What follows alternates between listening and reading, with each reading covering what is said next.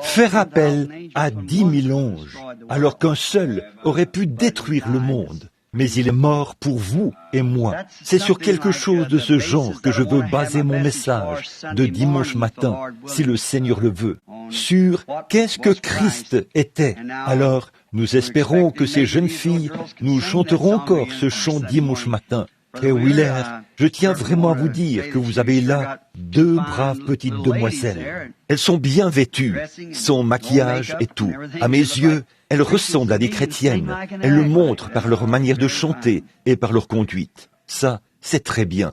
Je crois, je le disais à ma femme l'autre jour, nous avons ici un groupe de femmes vraiment soignées dans leur présentation. J'apprécie cela. Elles ont de longs cheveux, le visage propre, et elles s'habillent décemment. Chaque fois que je viens ici, j'ai de l'admiration pour vous. Je disais à Méda, j'ai parfois envie de les rassembler et de les prendre en photo pour montrer aux autres églises ce qu'il en est dans notre église ici, pour leur faire voir que lorsque nous parlons de ces choses, elles obéissent. Et cela nous donne de la joie. Ça nous fait du bien.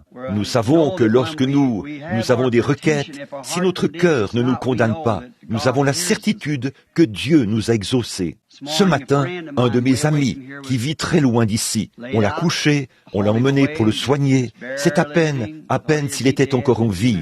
On pensait qu'il allait mourir d'un moment à l'autre. Ils m'ont appelé, c'était presque le lever du jour. Je suis sorti du lit, je me suis agenouillé, je me suis mis à prier pour le vieil homme, et par la grâce de Dieu, j'ai pu contacter cet esprit, et voici qu'il est revenu, il s'est rétabli, il est revenu, voyez-vous, il est encore vivant parmi nous ce soir, à la gloire de Dieu. Il s'agit de notre brave frère Dow, qui a 91 ans, ça fait 21 ans qu'il a dépassé le terme de son voyage dans cette vie. Mais le Seigneur est bon et plein de miséricorde, et nous en sommes donc reconnaissants.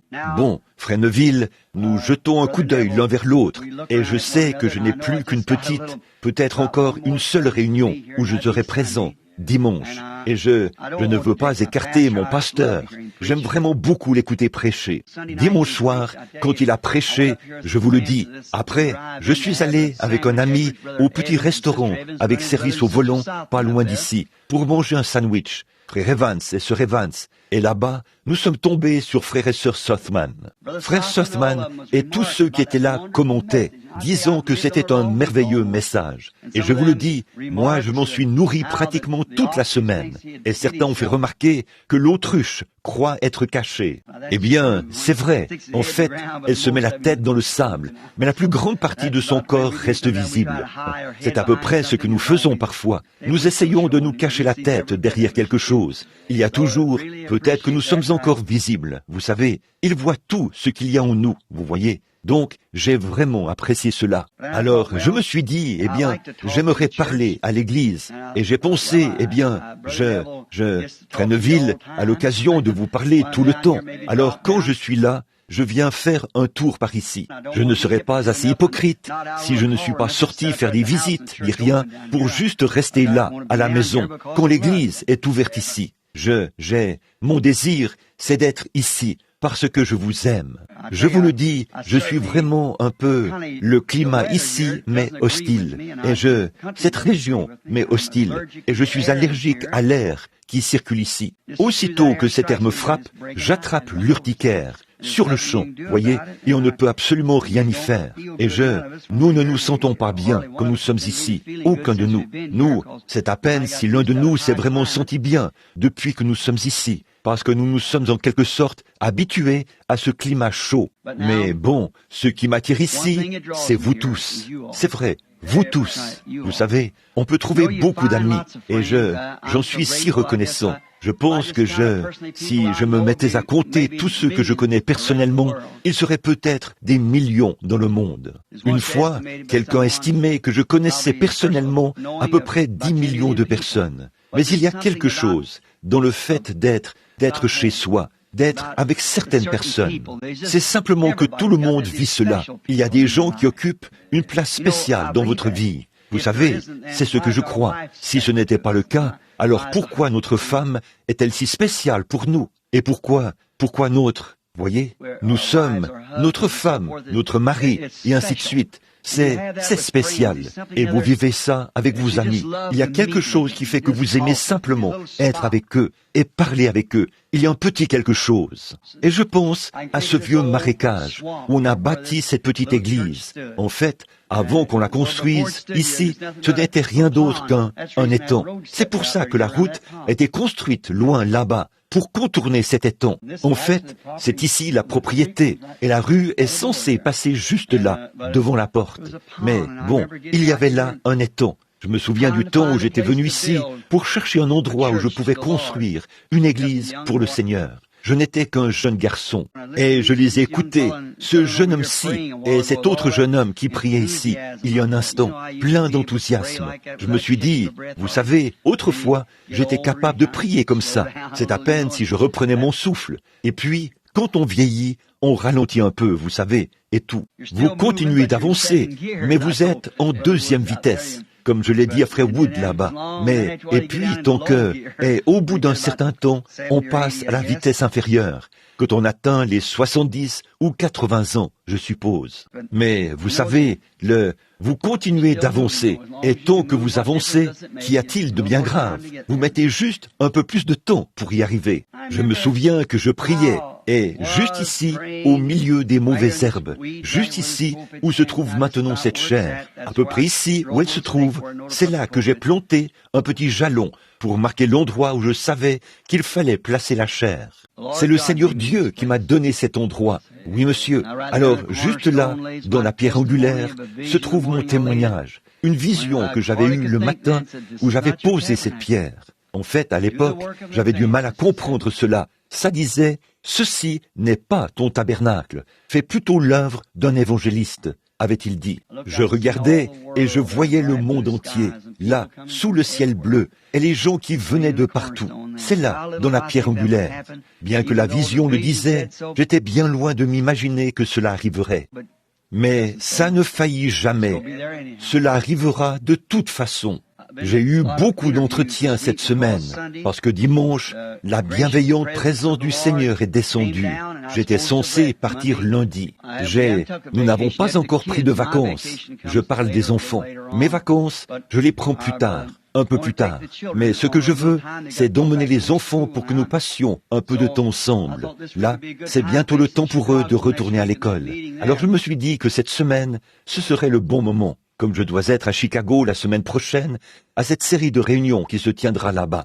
Mais là, avec cette onction de l'esprit, je me suis dit, c'est le bon moment d'avoir des entretiens. C'est maintenant le moment où je peux m'occuper de certains d'entre eux sur la liste.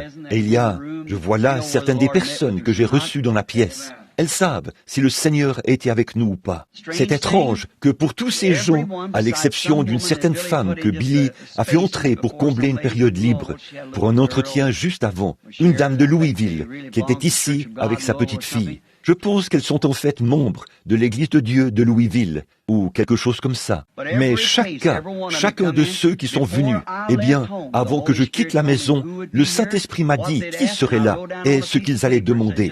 J'ai noté ça sur un bout de papier et il m'a dit exactement ce qu'ils allaient demander. Leurs questions, de quelle manière ils les poseraient et la réponse qui serait donnée. Je leur disais ensuite, voici exactement ce que vous regardez là. Ce que le Saint-Esprit, il y a quelques minutes, je prenais ça sur le bureau et je disais, voyez, il m'a dit ceci avant même que vous arriviez, voyez.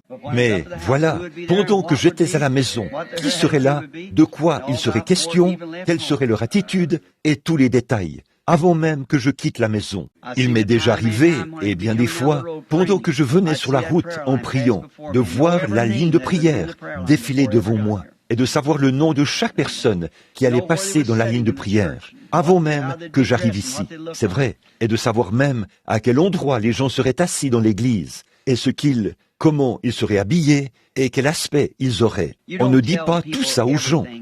Il y a des choses qui se produisent, et on ne le leur dit pas du tout. Ce n'est pas nécessaire de le leur dire. Je ne dis aux gens que des choses qui, à mon avis, vont les aider. Quand le Seigneur me pousse à le leur dire, par exemple, dis-leur ceci. On ne voudrait pas dire tout ce qu'on voit, parce que ce ne serait pas bien, voyez-vous. Il faut juste, bien sûr, on s'attirerait des ennuis et tout, si on le faisait. On doit savoir gérer ces choses par l'Esprit du Seigneur. J'ai vu des gens se tenir là, devant moi, et me poser des questions. Je savais exactement ce qu'il en était, mais je me suis gardé de leur dire, simplement parce que je me sentais obligé de ne pas le faire. Rappelez-vous, je crois que c'est mercredi soir dernier, n'est-ce pas, que j'ai prêché sur un prisonnier. Vous voyez, vous voulez le dire à la personne, mais quelque chose vous dit, ne le fais pas. L'Esprit dit, ne le fais pas, ne le fais pas.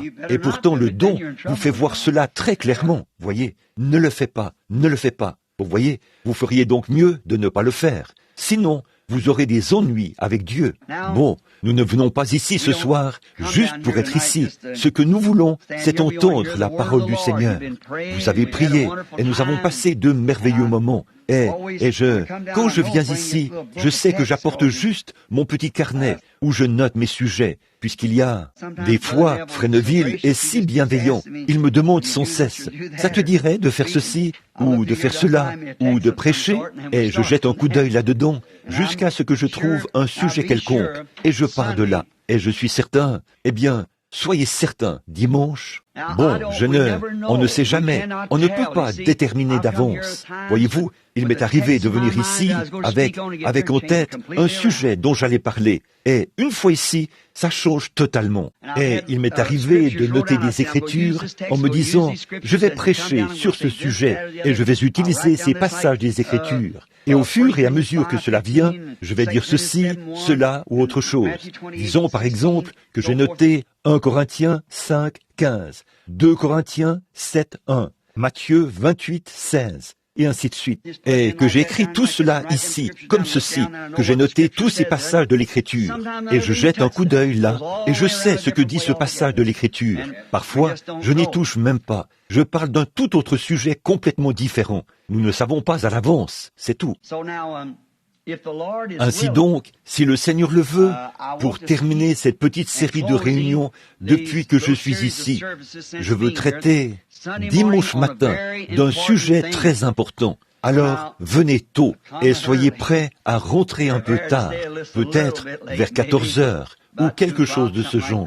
C'est donc, j'ai déjà noté une trentaine ou une quarantaine de passages des Écritures qui se rapportent à ce sujet, mais je pense que ce que je vais essayer de faire, si le Saint-Esprit me vient en aide, c'est de recevoir le message et là où il est situé maintenant, et de le construire à partir d'où il a commencé, puis de le construire jusqu'au temps présent. En fait, quand je serai allé à Chicago, je devrais ensuite aller directement en Arizona, me rendre ailleurs, et ainsi de suite. Et pour autant que je sache, c'est peut-être seulement l'année prochaine, ou peut-être l'été prochain, que je serai de retour au tabernacle, sauf s'il m'arrive de repasser par ici, étant donné que j'ai des séries de réunions. En ce moment, Billy travaille sur une tournée mondiale à l'étranger, qui commencera immédiatement après Noël.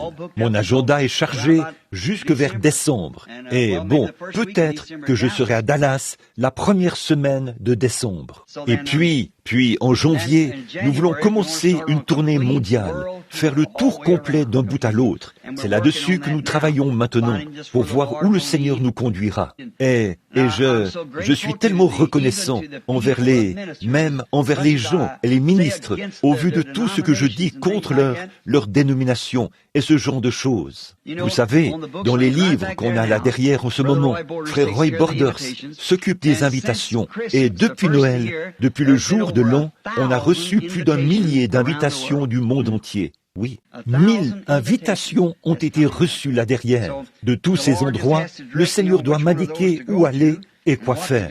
Nous comptons entièrement sur lui.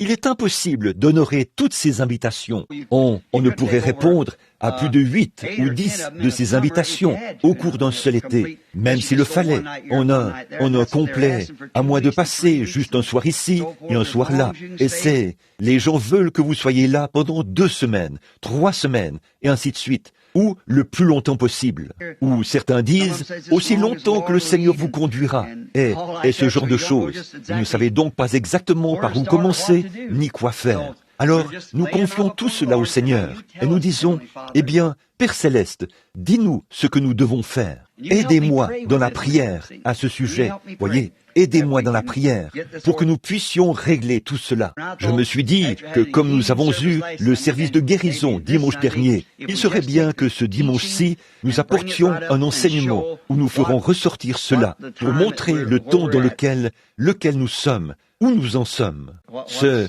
que sont les trois buts du grand plan de Dieu dès avant la fondation du monde, et remonter cela jusqu'à ce jour-ci, le triple plan de Dieu. Le plan. Je travaille actuellement sur la deuxième phase, qui consiste à identifier les passages des Écritures, les chercher et les classer. Maintenant, voyons voir. Courbons la tête un instant. Seigneur Jésus, le grand berger de la bergerie, nous nous sommes rassemblés ici ce soir en ton saint nom, plein de grâce. Nous t'aimons, Seigneur, et nous te remercions pour cette réunion de prière ce soir, pour les cantiques de l'Église que nous avons chantés avec de la joie dans notre cœur. Et nous entendions les gens frapper dans leurs mains alors qu'ils entraient. Et puis nous nous sommes agenouillés et nous avons tous répandu notre cœur devant toi. Et nous t'avons remercié pour ce que tu as fait pour nous. Et nous t'avons demandé de continuer à marcher avec nous. Et c'est maintenant le moment de lire la parole, afin de pouvoir dire quelque chose aux gens. Dirige-nous dans nos pensées, Père, et reçois-en la gloire. Ce soir, à travers nous, veuille dire quelque chose qui nous aidera tous, quand nous sortirons d'ici, à prendre la résolution dans notre cœur de vivre mieux et plus près de toi que jamais auparavant. C'est pour cela que nous sommes ici, Seigneur. Nous sommes ici pour te connaître davantage. Et nous te prions de nous dévoiler ton grand être ce soir par la révélation de ta parole, afin que nous sachions comment être de meilleurs chrétiens et comment nous conduire en ces derniers jours. C'est au nom de Jésus que nous le demandons. Amen.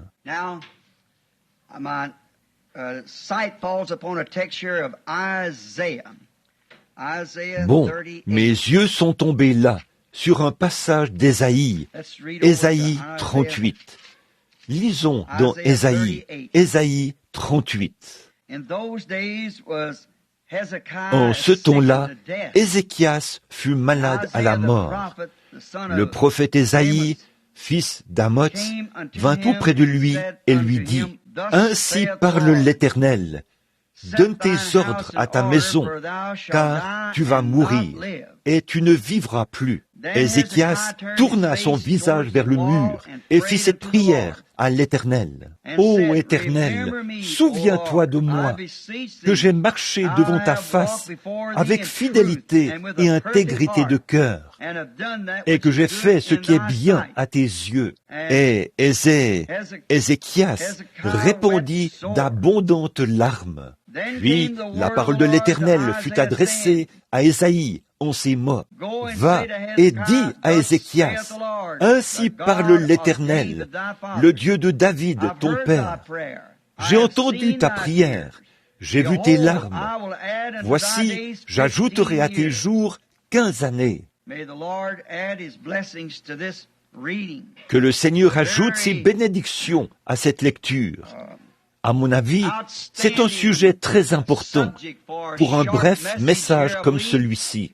Je veux l'intituler « Dieu n'appelle pas l'homme en jugement sans l'avoir d'abord averti ». Et nous voulons saisir le contexte ou la toile de fond qui se trouve ici, dans ce texte ce soir. Dieu qui avertit l'homme avant de le placer face à sa mort. Bon, tout le monde expérimente ceci. On pourrait se dire, eh bien, cet homme-ci est mort sans avoir été averti.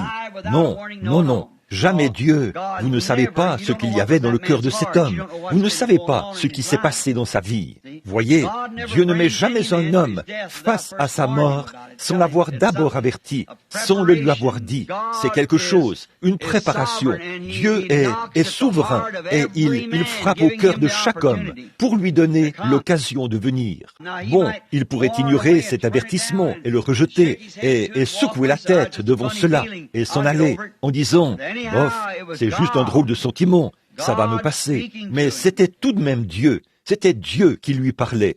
Et même, Dieu n'exerce jamais le jugement sur la terre sans avoir d'abord averti les gens. Dieu ne fait jamais rien sans avoir d'abord annoncé ce qu'il s'apprête à faire.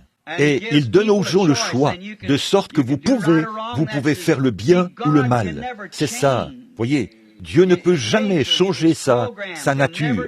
Son programme ne peut jamais changer par rapport à ce qu'il avait commencé, parce qu'il est infini et que son programme et ses idées sont tous parfaits. Alors, s'il le changeait, cela montrerait qu'il a augmenté son savoir.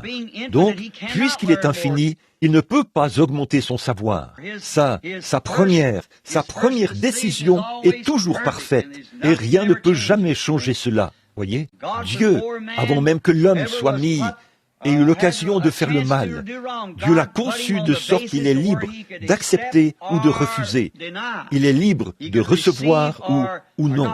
Et en passant, si ce ministre est ici, frère Baker, je crois qu'il était de ceux qui ont eu un entretien l'autre jour. J'ai ces questions, celles qu'il m'avait écrites au sujet de la semence du serpent. Je les ai sur mon bureau, là derrière, en ce moment. S'il est ici, bon, eh bien, je ne le vois nulle part pour l'instant, mais je les ai ici. Lui et sa femme, un homme et une femme très bien, mais il n'arrivait pas à comprendre certaines choses au sujet de l'enseignement de la semence du serpent par rapport à des questions sur ce que j'avais dit et sur les prédications que j'avais faites par la suite, où j'ai parlé de la fécondation et tout. Mais alors, c'est comme avec le frère, un brave homme. Ça fait juste quelques années ou 2 ans qu'il est chrétien, mais c'est juste qu'il ne comprenait pas. Voyez-vous, c'est difficile si vous devez compter sur le Saint-Esprit, parce que cette Bible est écrite sous forme d'énigme. Vous ne pouvez pas juste vous asseoir et la lire comme un journal. C'est caché. Oui, monsieur. Comment pourriez-vous justifier Dieu lorsque, s'adressant Moïse là-haut, il lui a dit, « Eh bien, ne te fais point d'image taillée dans ses commandements, ni de représentation des choses qui sont dans le ciel, d'aucun ange, ni de quoi que ce soit d'autre. Ne fais point d'image taillée. » Et pourtant, le même jour, il lui a dit de faire 2 anges d'airain et de les placer sur le propitiatoire, là où on trouve miséricorde. Voyez, vous devez connaître Dieu et sa nature avant de pouvoir comprendre sa parole. Il tient lui-même la clé de cette parole et il est le seul qui puisse la manier et l'ouvrir. C'est donc lui qui doit la révéler. Et donc là, nous voyons que c'était sa nature de toujours avertir un homme avant le jugement, avertir une nation avant le jugement, etc. Il donne toujours son avertissement pour nous rappeler une responsabilité. Nous sommes responsables. Il y a une raison pour laquelle Dieu nous a mis ici, sur terre. Et cette raison pour laquelle il nous a mis ici, nous sommes responsables devant lui à cause de cette raison-là. Vous devez vous adresser à lui pour savoir ce qu'il veut que vous fassiez. Voyez ? Sinon, si vous alliez travailler pour un homme, qu'il vous donne un travail dans un ranch ou quelque chose, et vous allez simplement dans la grange, vous vous asseyez là et vous dites, eh bien, voyez-vous, il faut aller lui demander ce qu'il veut que vous fassiez. Et ensuite, faites-le. Si vous travaillez pour un homme, renseignez-vous pour savoir quelles sont vos tâches. Alors, si notre vie doit se passer ici, sur la terre, eh bien, nous devons aller vers celui qui nous a mis ici. Seigneur, que veux-tu que je fasse? Que dois-je faire? Pourquoi suis-je ici? Si vous devez être femme au foyer, plongeur, si vous devez être ce que Dieu veut que vous fassiez, faites-le du mieux que vous pouvez. Même si c'est modeste, peu importe. Même si c'est modeste, vous devez le faire. Vous dites, eh bien, le problème c'est que nous voulons tous faire le travail de l'autre. Nous voulons tous porter le ballon, comme on dit. Voyez-vous? Comme cette montre ici.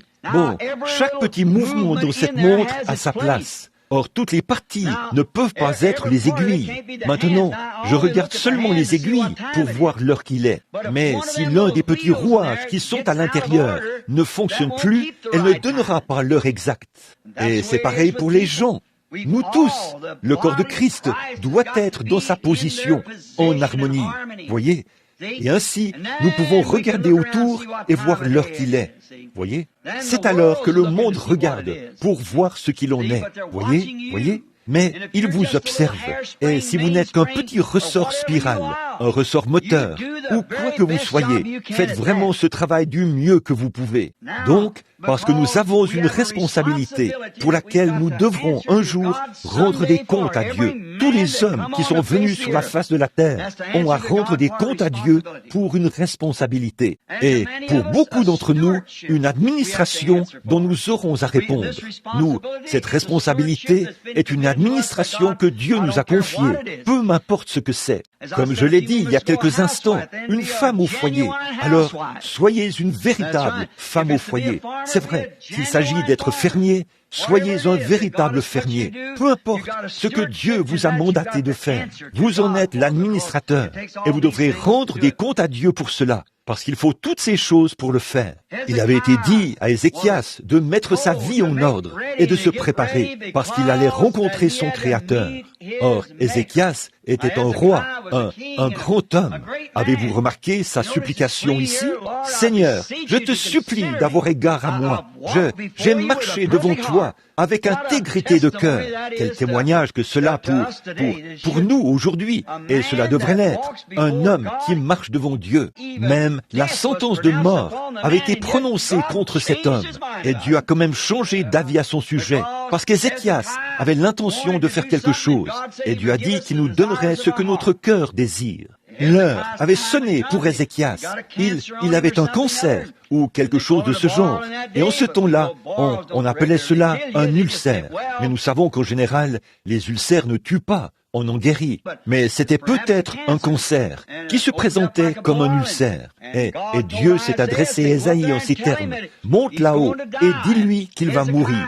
Et Ézéchias avait encore des choses à faire. Il avait, quand vous implorez Dieu pour obtenir quoi que ce soit, vous devez le faire dans un but. C'est exactement comme ce passage de l'Écriture que je cite très souvent. Si vous dites à cette montagne, ôte-toi de là, et si vous ne doutez pas, mais croyez que ce que vous avez dit arrivera, ce que vous aurez dit vous sera accordé. Or, cela dépend entièrement de votre motif et de votre objectif. Voyez? Sinon, ça n'arrivera pas. Voyez? Vous ne pouvez pas simplement aller là. C'est là que bon nombre d'entre nous commettent beaucoup d'erreurs.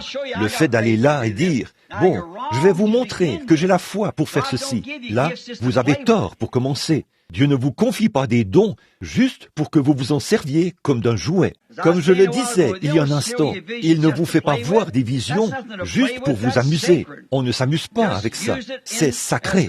Servez-vous-en simplement comme le Seigneur vous l'accordera. Soyez son prisonnier. Peu importe à quel point vous voulez dire à ce gars-là combien il a tort, ceci, cela ou autre chose.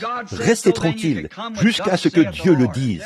Et quand Dieu l'a dit, alors vous pourrez venir avec l'ainsi dit le Seigneur. En attendant, mettez tout ça de côté. Le monde d'aujourd'hui est tout à fait dans la même situation que l'était Ézéchias à l'époque. Le monde a reçu des avertissements. Il reçoit continuellement des avertissements. L'Église reçoit des avertissements. Ainsi donc, ces choses-là n'arrivent pas par hasard. Elles sont toutes le résultat de quelque chose. Donc, la maladie d'Ézéchias, le fait qu'il avait cet ulcère, n'était pas le fruit du hasard. Dieu avait envoyé Ésaïe là-bas pour lui dire de donner ses ordres à sa maison à ce moment-là, parce qu'il allait mourir. Ézéchias a pleuré et a dit à Dieu, « J'ai marché devant ta face avec intégrité de cœur, et je te prie de me conserver la vie pour une cause, une bonne cause, pour la cause de Dieu. » Dieu a parlé au prophète et lui a dit, « Retourne et parle-lui. » N'est-ce pas étrange? Ézéchias était l'homme le plus important du pays. Voyez, Ézéchias était un roi et un homme pieux. C'était un vrai homme, puisqu'il a pu faire une telle supplication devant Dieu, et que Dieu ne l'a pas réprimandé pour cela. « J'ai marché devant ta face avec intégrité de cœur. » Eh bien, cela en dit long, voyez. Et Dieu n'a jamais dit, « Non, Ézéchias, tu ne l'as pas fait. » Il a plutôt reconnu qu'il l'avait bel et bien fait. Et il a dit, « Je vais te conserver la vie un peu plus longtemps. » Voyez, je vais t'accorder ta demande. Voyez, parce qu'il avait été un homme juste. Il avait été un vrai serviteur de Christ. Ainsi donc, nous avons ce sentiment que nous avons le droit de demander quelque chose quand notre objectif est juste et que notre motif l'est aussi.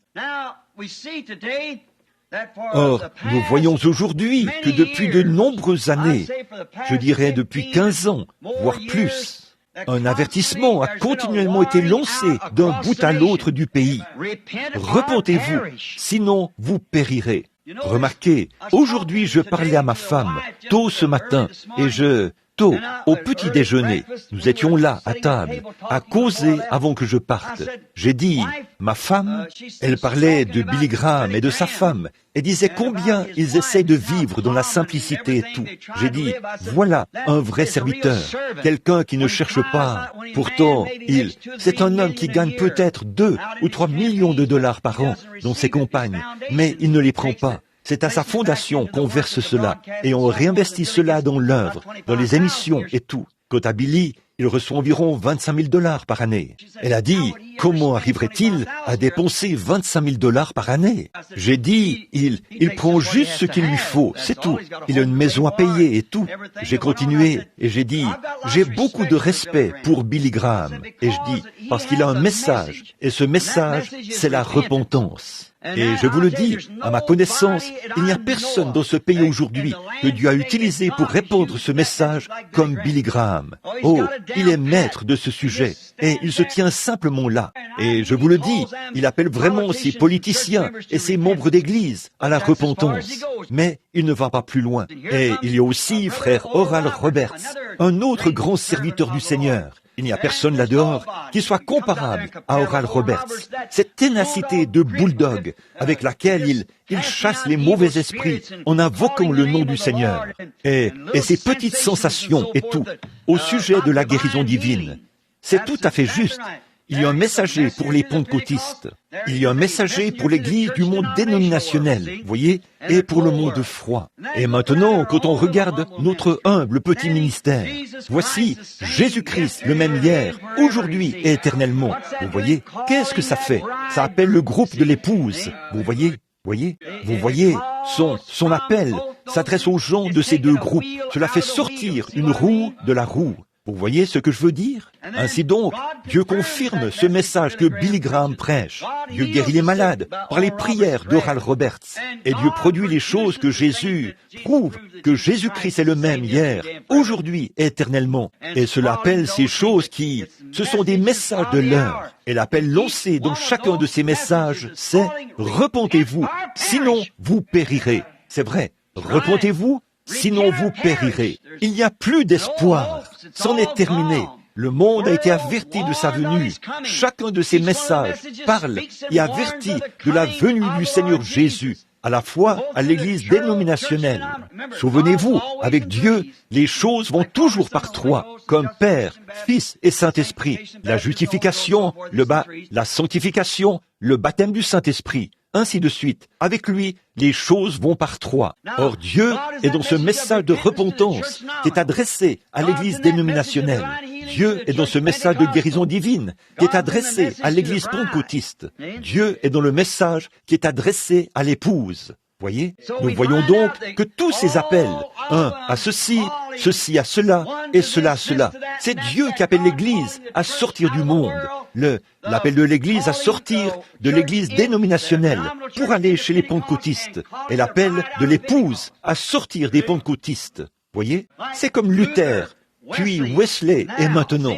Voyez, tous les types sont parfaits et il n'y a pas d'erreur à ce sujet. J'ai parlé de tous les tenants et les aboutissants de cela, de long en large.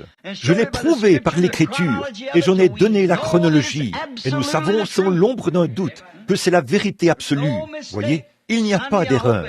Dimanche, j'espère que Dieu fera pénétrer cela si profondément que vous ne pourrez plus jamais vous en détacher. Voyez? Maintenant, voici que Dieu donne un avertissement. Préparez-vous à un jugement. Les bombes atomiques sont dans les silos. Tout est prêt. Et Dieu, avant de permettre que cela se produise, il lance un appel d'un bout à l'autre, comme il l'a fait à Sodome. Sortez de là, préparez-vous, quelque chose est sur le point de se produire, comme du temps de Noé. Avant que Dieu envoie les eaux pour détruire le monde, du temps du gigantesque monde antédiluvien, qui étaient tombés dans le péché et dont Jésus a clairement dit que c'était un temps comme celui-ci. Ce qui arriva du temps de Noé arrivera de même à la venue du Fils de l'homme. Les femmes se déchaînent, les gens se marient et marient leurs enfants. Il y a de grandes réalisations scientifiques. Les gens intelligents et instruits se rangent du côté des intellectuels et le petit troupeau humble est à l'écart, dans son coin, et il attend ce jugement imminent et le moyen d'y échapper. Et Dieu, avant d'envoyer ce jugement, il envoie d'abord un prophète. Oui, exactement comme il l'a fait avec Ézéchias. Il lui a dit, « Prépare-toi, car les jugements sont sur le point de s'abattre. » Il a préparé les gens pour ce moment-là. Noé a préparé les gens, et c'était un appel de miséricorde avant le jugement. Ninive a reçu un avertissement avant que le leur arrive. Dieu a baissé son regard sur Ninive et a dit, « J'en ai assez de ces choses. Je vois que là, dans tout ce grand monde païen, ces gens des nations, leur ville, comme ça se faisait à l'époque, le jugement se faisait par ville. Aujourd'hui, c'est par nation. Maintenant que les populations se sont multipliées, comme on le voit, il a dit, cette grande ville s'est entièrement livrée au péché. Dieu, avant d'envoyer le jugement, il aura envoyé un message d'avertissement. Sortez de là, mettez-vous en règle. Regardez bien, le prophète n'a rien dit d'autre que de l'heure. Il leur a dit, dans 40 jours, cette ville sera détruite. Et, comme il est parfois difficile de faire cela, de dire cela aux gens. Si le prophète ne prend pas garde, il va avoir des ennuis, parce qu'il va en quelque sorte pencher d'un côté, à force de chercher à adoucir les choses, ou à faire un peu de compromis ici et là. Mais le vrai prophète, qui a reçu l'ordre de Dieu, ne devrait jamais faire de compromis sur quoi que ce soit. Il devrait absolument livrer le message tel quel.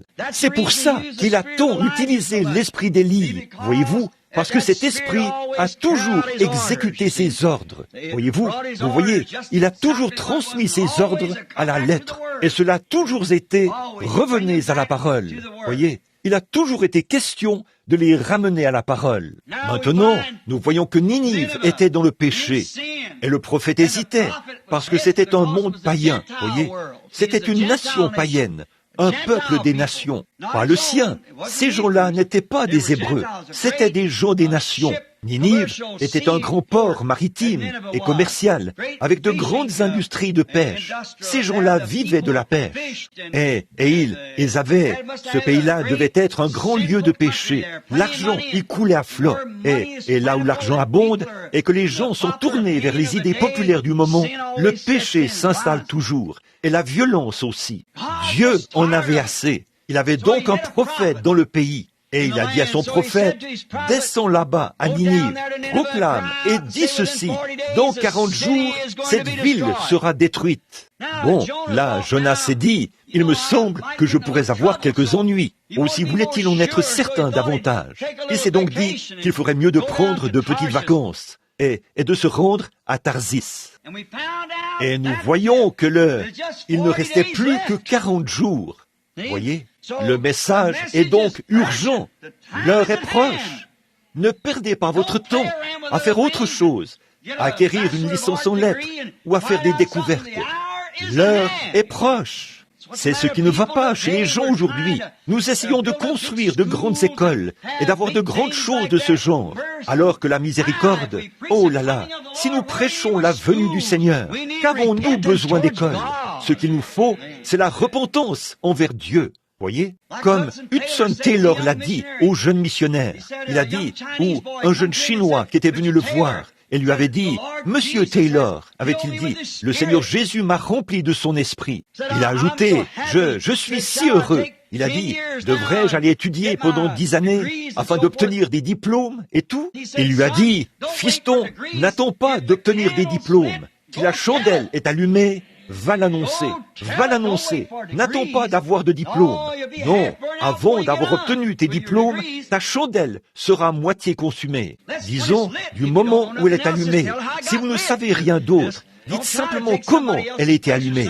Et ne cherchez pas à prendre la place de quelqu'un d'autre ou la place de quelque chose. Quand vous savez quelque chose, dites simplement ce que vous savez être la vérité. Voici comment c'est venu sur moi. Et voici ce que j'ai ressenti à ce sujet. Si vous n'en savez pas plus, dites cela. Allons-y.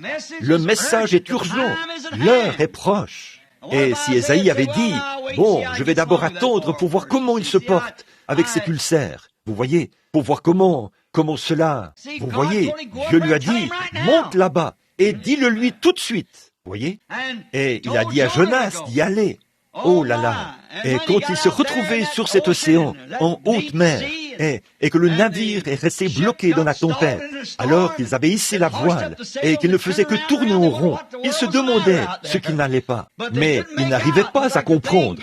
On aurait dit que le bateau se gorgeait d'eau, et chacun invoquait son Dieu. Et bien vite, Jonas était en vacances. Alors il s'est dit qu'il ferait mieux de dormir. Il a dû descendre au fond du navire, s'est allongé là, les pieds relevés, et s'est endormi. Et on lui a dit, « Réveille-toi, fainéant, invoque ton Dieu !» Jonas savait ce qui n'allait pas. Tout comme chaque homme aujourd'hui sait ce qui ne va pas. Voyez? Et il a dit, tout ça, c'est à cause de moi. Prenez-moi, liez-moi les mains, jetez-moi à la mer, et alors ce malheur cessera. Comme ils étaient plutôt du genre gentleman, ils ne voulaient pas le faire. Mais ils ont découvert que c'était un prophète, et qu'il savait de quoi il parlait. Il a dit, je me disais que je ferais mieux d'aller d'abord en vacances. Mais le Seigneur ne veut pas que je prenne ces vacances. Il faut que j'aille là-bas. J'ai un travail à faire. Je pensais me reposer un peu avant d'y aller. Mais il faut que j'y aille. Le message est urgent. Il faut que j'y aille. J'imagine que lorsque ce poisson qui avait été préparé a reçu Jonas dans son ventre, il a fait demi-tour, a éclaboussé tout le pays et a filé vers Ninive aussi vite qu'il le pouvait. Dieu transportait ce message là-bas par ce poisson qui avait été préparé, et il a filé vers Ninive aussi vite qu'il le pouvait, parce qu'il avait le messager à bord. Et il lui fallait l'emmener là-bas. Il avait emprunté le mauvais navire, mais Dieu avait pourvu d'un navire pour lui. Ainsi, vous savez, Dieu est capable de faire de grandes choses si seulement nous l'écoutons. Voyez, il pourvoira d'un moyen là où il n'y a aucun moyen. Il est le moyen. Voyez? Et quand le message est vraiment urgent, comme il est aujourd'hui, Dieu pourvoit d'un moyen. Nous remarquons aussi qu'Amos, j'ai prêché sur cet homme, Amos. Si un de ces jours, vous voulez lire son histoire, c'est très beau. Lisez l'histoire d'Amos, dans Amos chapitre 1. Il est lui aussi un type montrant qu'il y a des avertissements avant que le jugement frappe le péché. Ainsi, la ville qu'il allait mettre en garde là-bas était habitée par une bande de Juifs qui étaient en quelque sorte sortis des sentiers battus, et on avait fait un grand centre touristique. Et j'imagine bien, comme je l'ai illustré ce matin-là, alors que je parlais de lui, qu'une fois que sa tête chauve a apparu sur le sommet de la colline, il a dû plisser ses petits yeux, il a baissé le regard. Il a vu le péché de cette grande nation et de ce peuple, alors qu'il passait ses doigts dans sa barbe blanche, comme ça. Oh, quelle affaire! Mais personne ne savait d'où il venait. Personne ne connaissait ses prophètes. Ils surgissent simplement de quelque part et repartent de la même manière. Mais il est entré dans la ville en criant, « Ainsi dit le Seigneur, repentez-vous, sinon vous périrez, car Dieu va détruire cette nation. Il va rayer cet endroit de la terre. Vous avez passé un accord avec votre ennemi, et vous croyez être en paix avec votre ennemi. Mais entre-temps, les Assyriens sont là, en train de se fortifier. Deux personnes ne peuvent pas marcher ensemble sans être d'accord. C'est tout. Alors il a dit, Dieu veut que nous nous séparions. Il veut que nous sortions du monde. Non pas que nous essayions de nous conformer au monde et à Dieu en même temps, ou que nous essayions d'être façonnés à l'image du monde et de Dieu. Il vous faut vivre pour l'un ou pour l'autre. Il vous faut croire l'un ou l'autre. Et maintenant, nous voyons que cet Amos a certainement prédit qu'un jugement s'abattrait sur ce peuple s'il ne se repentait pas. Oh, cela cadre si bien avec notre jour. Je pense que cette grande ville, alors que je regarde de nouveau ceci, cette grande ville là-bas, en contrebas, était livrée au mal et son économie tournait à plein régime. Elle était prospère. Ils se disaient qu'ils étaient tout à fait dans la volonté du Seigneur, parce qu'ils étaient prospères. Mais ils ont découvert que Dieu n'est pas toujours l'auteur de la prospérité. Non, Dieu, parfois, quand la prospérité a le vent en poupe, l'Église s'éloigne de lui. Vous savez, Dieu a parlé d'Israël une fois. Il a dit, « Je t'ai trouvé dans les champs, baigné dans ton sang. Je t'ai lavé et je t'ai ramené à la maison pour qu'elle soit son propre enfant. Et quand tu as grandi et que tu es devenue une belle jeune femme, tu t'es prostituée. » Il a ajouté, tu t'es livré à tous les passants, voyez. Mais quand tu étais pauvre et que tu étais dans le besoin, quand tu avais des besoins, tu me servais. Mais quand je t'ai béni et que je t'ai donné de l'abondance, là, tu t'es éloigné de moi. Et c'est ce qui était en quelque sorte démontré. Oh là là! Eh bien, nous voyons que ce prophète a vraiment parlé durement à cette nation. C'est Amos. Il n'était qu'un laboureur. Mais nous voyons que lorsqu'il l'a fait, qu'il leur a parlé durement et leur a annoncé ce qui arriverait. Et qu'il leur a dit que s'ils ne se mettaient pas en règle avec Dieu, c'est ce même ennemi avec lequel ils s'étaient associés qui les détruirait. Nous voyons donc que notre arrogante Amérique n'échappera pas à la colère de Dieu. Comme j'en ai parlé un jour, depuis que je suis ici, je suis sûr que c'était ici, que tout est à sa fin. Vous savez, je ne vois rien sur quoi s'appuyer. On ne peut pas s'appuyer sur la politique, elle est fichue. On ne peut pas s'appuyer sur la vie sociale, parce que les mœurs sont vraiment corrompues. Il n'y a rien sur quoi s'appuyer, là. Et on ne peut pas mettre son espérance sur quoi que ce soit. Qu'en est-il de l'Église? Eh bien, on ne peut rien faire avec l'Église. Elle est si formaliste. C'en est fini d'elle. Il n'en reste plus rien. Elles ont déjà vendu leurs droits d'aînesse pour un plat de lentilles. Elles n'attendent que le jugement. Le Saint-Esprit est allé d'un bout à l'autre de cette nation. Il a fait voir ses miracles et ses prodiges. Et on rejette continuellement sa grâce. Il confirme que c'est lui-même et prouve par sa grande confirmation qu'il est la parole de Dieu manifestée en ce jour. Et on continue de la rejeter. Voyez, il ne reste plus rien maintenant. On ne peut pas continuer indéfiniment de faire cela à Dieu. Voyez, très bien. Nous voyons qu'il envoie d'abord ses prophètes avec des avertissements. Il ne change pas ses voies, sa manière de faire les choses. Il ne frappe pas systématiquement aussitôt qu'il avertit. Je veux que vous preniez bien note de cette déclaration. Dieu donne un avertissement, mais il ne frappe pas systématiquement au même moment où il avertit. L'avez-vous remarqué? Et là, quand il ne frappe pas au moment où il envoie un avertissement, alors on se moque du prophète. Tu t'es trompé là-dessus. Tu as menti. Tu n'avais pas raison. Il se pourrait qu'on ait dit la même chose à Ésaïe. Que pensez-vous que les hommes se sont dit après qu'il est monté là-haut et a prophétisé que le roi allait mourir, puis qu'il est revenu et a dit « Non, il vivra ». Qu'en est-il de Jonas qui a parcouru les rues en disant « Oh, dans tant de jours, dans 40 jours, cette ville sera détruite ». Et qu'ensuite Dieu ne l'a pas fait. Vous voyez, vous devez faire attention. Dieu ne frappe pas systématiquement aussitôt qu'il avertit. Mais il se passe une chose, c'est qu'on se moque du prophète après cela. Mais il est un prophète confirmé qui a la parole du Seigneur. Voyez, les signes de Dieu est confirmé comme Dieu a dit que les prophètes seraient confirmés. Et ces hommes l'étaient. Voyez, sa parole n'est pas de lui, mais elle est de Dieu, et elle s'accomplira. Elle doit s'accomplir, si c'est la parole de Dieu. Il n'y a qu'une seule chose qui puisse l'arrêter, une prompte repentance. Remarquez, Amos, lui, il a vécu pour voir l'accomplissement de sa prophétie. Mais quand Amos a parlé de cette ville et de la manière dont cela arriverait, que Dieu ferait venir les Syriens pour s'emparer d'eux, et ainsi de suite, et que c'est leur propre corruption qui les perdrait. Bon, je crois que si c'est bien cela, je suis en fait en train de parcourir l'Écriture. Et si j'ai bien compté, près de 50 ans se sont écoulés après qu'Amos a donné cette prophétie. Bon, là, qu'en pensez-vous? Toute une génération est passée avant que la prophétie d'Amos s'accomplisse. Mais si vous lisez ça ici, vous verrez que ce qu'il a dit, c'est littéralement accompli mot pour mot. Voyez ? Jean a vu le livre de l'Apocalypse.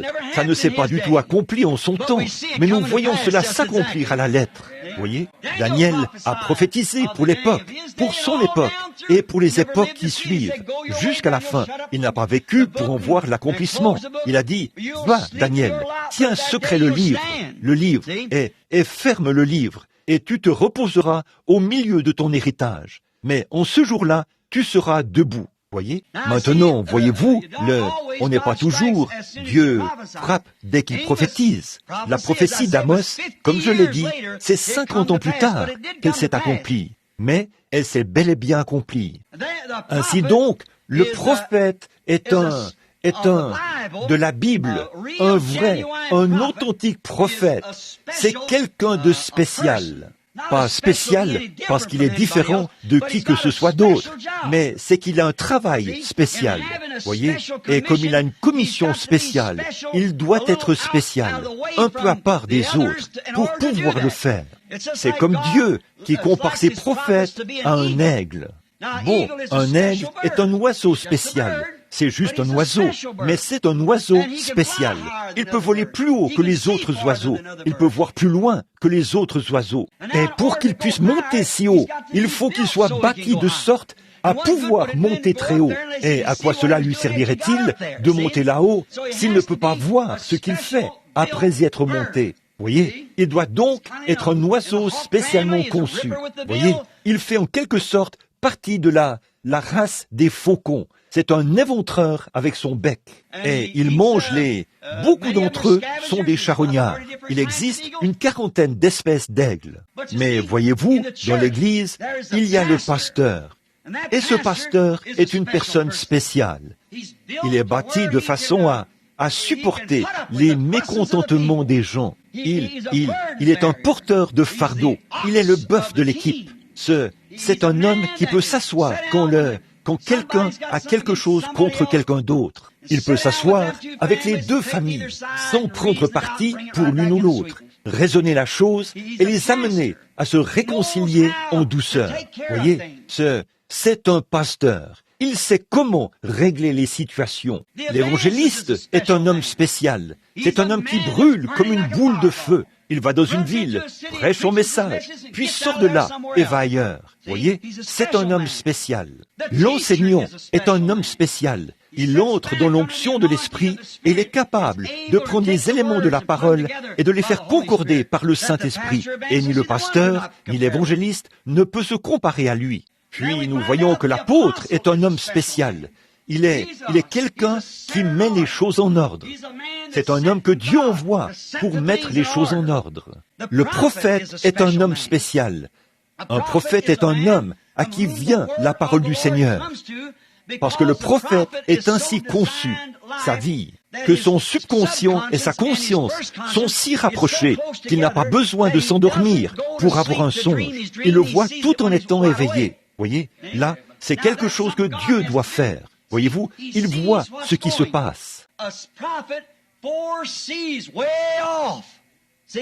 Un prophète voit longtemps à l'avance, voyez, les choses qui sont à venir. Il voit la coupe de la colère de Dieu à son comble avant qu'elle ne le soit. Il peut dire, ainsi dit le Seigneur, Dieu détruira cette ville si vous ne vous repentez pas. Pourquoi? Il est un aigle. Il monte très loin dans les hauteurs, voyez. Puis il regarde au loin et voit cette coupe de la colère se déverser. C'est ce que le prophète regarde. Il ne regarde pas ce qui se passe ici. Il regarde au loin. Il dit, ça approche. Il peut monter tellement haut qu'il peut voir cette ombre. Il a dit, le monde sera obscur, obscurité, une obscurité profonde. Il va suffisamment haut que même si le soleil brille en ce moment, il voit l'ombre s'approcher. Et il dit ce qu'il voit. Ce n'est pas encore là, mais c'est certain que ça viendra. C'est vrai, ça viendra. L'obscurité profonde descendra sur les gens. Il sait que ça vient. Même des années avant que cela arrive, il le voit. Amos, ce prophète loin de Dieu, a vu les ténèbres et le jugement. Il a vu la Syrie venir avec ses chars et tout détruire dans le pays, massacrer ses gens. Il a vu venir cela et le jugement de Dieu s'abattre sur eux. Et ça, 50 ans avant que cela arrive. Mais voyez-vous, puisqu'il était prophète, il avait été élevé en esprit et avait vu cela longtemps à l'avance. Voyez, il a vu la coupe à son comble avant même qu'elle soit remplie. Comme avec Abraham. Dieu avait dit à Abraham, « Ta postérité viendra dans ce pays et y séjournera pendant 400 ans. Et ensuite, je les en ferai sortir par une main puissante, parce que l'iniquité des Amoréens n'est pas encore à son comble. » Voyez, Dieu savait que cette coupe arriverait à son comble. Il parlait avec son prophète. Il lui a dit, « Je vois la coupe de ces Amoréens qui sont là-bas. » Voyez, mais leur iniquité n'est pas encore à son comble, Abraham. N'en parle pas maintenant. Attends, mais ça viendra. Et quand leur coupe sera à son comble, après ces 400 ans, je les chasserai comme des sauterelles devant toi, et j'établirai ta postérité ici, dans ce pays. Amen. Voilà le prophète du Seigneur. Maintenant, quand il parle de ce qu'il voit en vision, qu'il s'agisse de la colère ou de la guérison, cela peut tarder, mais ça s'accomplira certainement si c'est au nom du Seigneur qu'il le dit. Voyez, il se peut que ce soit une bénédiction qu'il prononce sur vous. Il se peut qu'il vous dise une certaine chose et que vous ne voyez pas du tout cela. Vous direz, comment est-ce possible? Eh bien, c'est il m'a dit, ainsi dit le Seigneur. Ceci arrivera et cela arrivera. Et ce n'est pas arrivé. Cet homme s'est trompé. Là, vous serez jugés pour ne pas y avoir cru. Mais cela arrivera quand même. Voyez, ça doit forcément arriver. Même si cela tarde, dit la Bible, cela arrivera quand même au temps marqué. Cela s'accomplira. Le prophète a tout simplement regardé au loin et a vu quelque chose. Il parle de ce qu'il voit. Il ne pose pas à ici et à ce dont vous avez l'air maintenant. Il regarde ce qui sera. Et quand il le dit, si c'est dans la parole du Seigneur, cela a déjà été annoncé et rien au monde ne peut l'arrêter. Vous voyez, c'est vrai. Si ce n'est Dieu lui-même. Remarquez, nous voyons maintenant que quand il raconte sa vision, c'est ce que fait le prophète.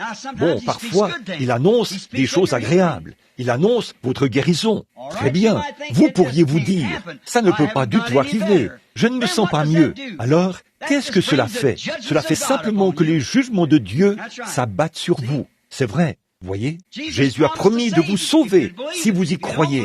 Si vous n'y croyez pas, cela ne s'accomplira pas pour vous. Vous devez l'accepter. Vous devez y croire. Voyez, et vous devez savoir d'où cela vient. C'est ce qui vous fait avoir la foi en Dieu ou en votre prophète. Voyez, vous devez y croire. Et maintenant, nous voyons ici que ces prophètes qui ont annoncé des choses, ils les ont annoncées, et ce qu'ils ont dit s'est accompli. Et si la colère de Dieu se déverse sur les gens, il n'y a qu'une seule chose. Si ce prophète dit que quelque chose arrivera, il n'y a qu'une seule chose qui arrêtera la main de Dieu. C'est la repentance. C'est la repentance envers Dieu qui arrête sa colère. Bon, n'attendez pas. Faites-le tout de suite. Si Dieu dit quoi que ce soit, faites-le tout de suite. Ézéchias, dès qu'il a su, c'était un brave homme. Mais Dieu a dit, ton heure est venue, Ézéchias. Je dois te prendre. Je vais te prendre.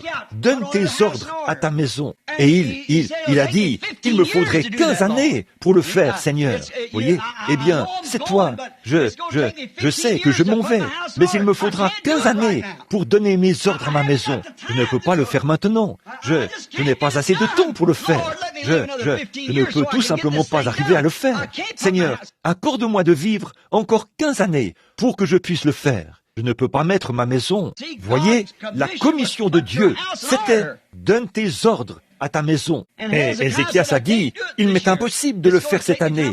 Il me faut du temps pour le faire. Je dois rapporter ceci et régler ceci et aller voir cet homme-ci à propos de cela. Il me faudra 15 ans pour le faire. Laisse-moi vivre pour que je puisse le faire. Permets-moi, donne-moi un peu de temps pour le faire. » Voyez? Alors Dieu a dit, je serai indulgent. Mais il allait quand même mourir, voyez-vous. Et encore là, il a pris tout son temps et il a rétrogradé pendant cette période-là, voyez. Et il aurait mieux valu qu'il s'en soit allé sans que cela ait été mis en ordre. C'est vrai, mais il lui avait donné 15 années de plus pour donner ses ordres à sa maison. En effet, rapidement, qu'a-t-il fait? Il a dit, « Seigneur, je suis long. Il me faut 15 années pour le faire. Tu m'as chargé de donner mes ordres à ma maison. Je ne peux pas y parvenir avant 15 ans, parce que j'ai un prêt ici, et j'ai ceci ici, et j'ai ceci à faire ici. » Bon, c'était un saint homme, et la parole de Dieu devait s'accomplir de toute façon. Elle allait quand même s'accomplir, mais il a juste suspendu cela pour un temps, voyez. Il a arrêté à son égard. Et pendant cette période, il a commis un péché. Il a dit, je ne le ferai pas venir sur lui, mais je ferai retomber cela sur ses enfants. Vous connaissez l'histoire. Là, nous voyons que parfois, une repentance rapide retient temporairement la colère. Bon, nous voyons que Ninive, Dieu avait dit, va là-bas et crie contre cette ville. Dis-leur, si, dans 40 jours, elle sera détruite. Et, oh, comme ils se sont repentis dès qu'ils ont vu ce prophète parcourir les rues en disant « Ainsi dit le Seigneur, dans 40 jours, ce lieu sera détruit, ce lieu sera détruit. » Même le roi a ordonné un jeûne dans tout le pays, un deuil. Enveloppez-vous d'un sac et couvrez-vous de cendres, non seulement votre tête, votre corps et votre chair, mais aussi sur votre bétail, sur vos bêtes dans les champs. Mettez la cendre et le sac. Quelle repentance! Maintenant, quand nous regardons ces cas-là, nous remarquons que si le prophète n'est pas très vigilant, voyez, s'il ne reprend pas ses esprits pour aller vers Dieu, vous verrez qu'il se passera quelque chose juste là. Si l'on n'est pas vigilant, eh bien, regardez Ésaïe, il avait simplement donné sa prophétie et était retourné dans sa petite hutte au désert. Et quand il a fait, le Seigneur n'a pas répondu au roi qui priait. Il a une manière de faire les choses. Il y avait un prophète dans le pays. La parole du Seigneur vient à son prophète. Il est allé là-bas et a dit, « Ésaïe, retourne lui dire que j'ai entendu sa prière. J'ai bien compris qu'il se dit qu'il lui faudra 15 ans pour faire cela. J'ai vu les larmes qu'il a versées parce qu'il veut absolument faire son travail. Il lui faudra 15 ans, a-t-il dit, pour le faire. Va donc lui dire que je vais les lui accorder. » Voyez? Pourquoi? Il avait chargé Ésaïe d'aller lui dire « Ainsi dit le Seigneur ». Ensuite, s'il y a quelque changement à cela ou quelque délai, la chose arrivera de toute façon. Il est mort quand même. Mais il a dit, s'il y a quoi que ce soit à ce sujet, alors il est tenu de revenir vers l'homme auquel il avait envoyé l'ainsi dit le Seigneur. Il a dit à Ésaïe, retourne là-bas et dis-le lui. Or, Jonas a adopté une attitude différente. Il est allé au sommet de la colline et a dit, eh bien, il aurait mieux valu que je ne sois jamais né. Et oh, comme il s'est plaint, Dieu a fait pousser un petit ricin pour lui donner de l'ombre, jusqu'à ce qu'il se calme là-haut. Mais il a dit, bon, regarde, si je descends là-bas, on dira que je suis un faux prophète. Et Dieu lui a parlé et a dit, regarde cette ville, là, en bas. Regarde, là, Jonas, toute la ville se repent en se couvrant de sacs et de cendres. Alors, il lui a parlé du petit ricin et du ver qu'il avait fait mourir. Un jour, si le Seigneur le veut, je veux venir au tabernacle et faire une série de prédications juste sur Jonas. Oh, il y a tellement de grandes, ce vent d'Orient qui a soufflé et tout. Oh là là, il y a tellement de choses là-dedans. C'est passionnant. Ces pépites qui s'y trouvent, ce sont tous des types parfaits. Ça concorde. Ça parle même de Jésus-Christ et tout. Bien sûr, chaque ligne de la Bible parle de Jésus-Christ. Oui, monsieur, c'est notre leçon de dimanche. Alors, nous le verrons, si le Seigneur le veut. Et remarquez, il y a des choses que vous, si vous êtes sincère et que vous le dites à Dieu, là, vous devez être vigilant. Bon, je veux vous présenter un autre Jonas, ici, sur l'estrade, ce soir. Un soir, des gens sont venus ici. La dame est peut-être ici ce soir. Des membres de sa famille. Je ne la nommerai donc pas. Vous sauriez probablement de qui il s'agit. Mais ils sont venus ici. C'est un groupe de gens très bien, du Kentucky. Ils viennent ici depuis des années. Mais ces gens, c'étaient des gens bien, de bons amis à moi. Oh, c'était de vrais amis à moi. Mais c'était ce genre de personne qui, lorsqu'un réveil était en cours, il pouvait venir à l'église. Lorsque le réveil se terminait et que la charge était lourde, personne ne faisait d'effort. Et tous les enfants avaient été inscrits ici sur les registres dès leur naissance. Ils avaient quand nous avions ces classes et tout. Et un jour, je suis revenu à la maison, il y a environ 4 ou 5 ans, quelque chose comme ça. Et cette jeune fille, qui avait environ 8 ans, lorsqu'on l'avait inscrite sur le registre, était mariée et avait 2 enfants. Et elle était couchée sur un lit d'hôpital, là, à l'article de la mort. Elle était enceinte d'environ 4 ou 5 mois. Le bébé était mort et on ne pouvait pas l'opérer parce qu'elle souffrait d'urémie. On ne pouvait pas l'opérer et il fallait laisser mourir la mère aussi. On ne pouvait pas l'opérer, voyez. Et là, elle allait mourir à cause du bébé. Elle se mourait, c'est tout. Elle n'avait aucune chance de s'en sortir. Je suis allé la voir. Elle m'avait envoyé chercher. Je suis allé à l'hôpital. Et elle était là, sous une tente à oxygène. J'ai soulevé la petite ouverture. Je lui ai parlé un peu et j'ai dit, « Te souviens-tu de moi ?» Elle a dit, « Bien sûr, frère Bill, je me souviens de vous. » J'ai dit, « Comment est-ce? Sais-tu à quel point tu es malade ?» Elle a dit, « Oui. » Elle a dit, « C'est pour ça que je vous envoyais chercher. » J'ai dit, « Eh bien, alors, où en es-tu dans ta relation avec le Seigneur ?» Elle a dit, « Frère Bill, je ne suis pas prête à partir. » Alors là, nous nous sommes agenouillés et nous avons prié. Et sa mère, son mari et bien d'autres qui étaient dans la chambre. Et sa mère et son mari se sont mis à pleurer. Et ensuite, à ma demande, elle s'est mise en règle avec Dieu. Elle a accompli ses vœux, elle est revenue à Dieu. Elle lui a fait la promesse. Et si elle était pardonnée, combien elle l'aimait, et elle regrettait ses péchés, le genre de vie qu'elle avait vécu, et elle a continué à se repentir et à pleurer. Au bout d'un moment, je me suis levé et je suis sorti du bâtiment. Et le lendemain matin, ils m'ont appelé et m'ont demandé d'y retourner. Et ils avaient constaté, ils étaient venus ce matin-là pour faire des examens, afin de voir à quel stade se trouvait son urémie. Et ils ont découvert qu'elle n'en avait plus la moindre trace. Cela avait complètement disparu. Toute trace de ce poison urémique l'avait quitté. Les médecins étaient si impressionnés qu'ils ont dit « Oh, eh bien, ceci, c'est quelque chose de très étrange. » Ils ont dit « Nous allons la préparer, ont-ils dit. Si c'est encore pareil demain matin, ils ont dit, nous continuerons à lui donner de la pénicilline, ou ce qu'ils lui donnaient pour combattre l'infection. Ils ont dit, on va l'opérer pour retirer le bébé mort, avant que cela provoque autre chose. Ils ont dit, si elle va bien, alors, eh bien, ils l'ont examinée de nouveau 2 ou 3 fois ce jour-là. Et tard ce soir-là, ils ont refait les examens. Il n'y avait rien d'anormal. Tout allait parfaitement bien. Et ils l'ont préparé. Ils l'ont sorti de la tente à oxygène. Tout allait bien. Ils allaient l'opérer le lendemain matin pour retirer le bébé. Eh bien, je suis allé là-bas. Et comme tout ceci était arrivé, je ne l'avais jamais su. Le Seigneur ne m'en avait rien dit. Vous pouvez vous informer auprès des gens si vous le souhaitez.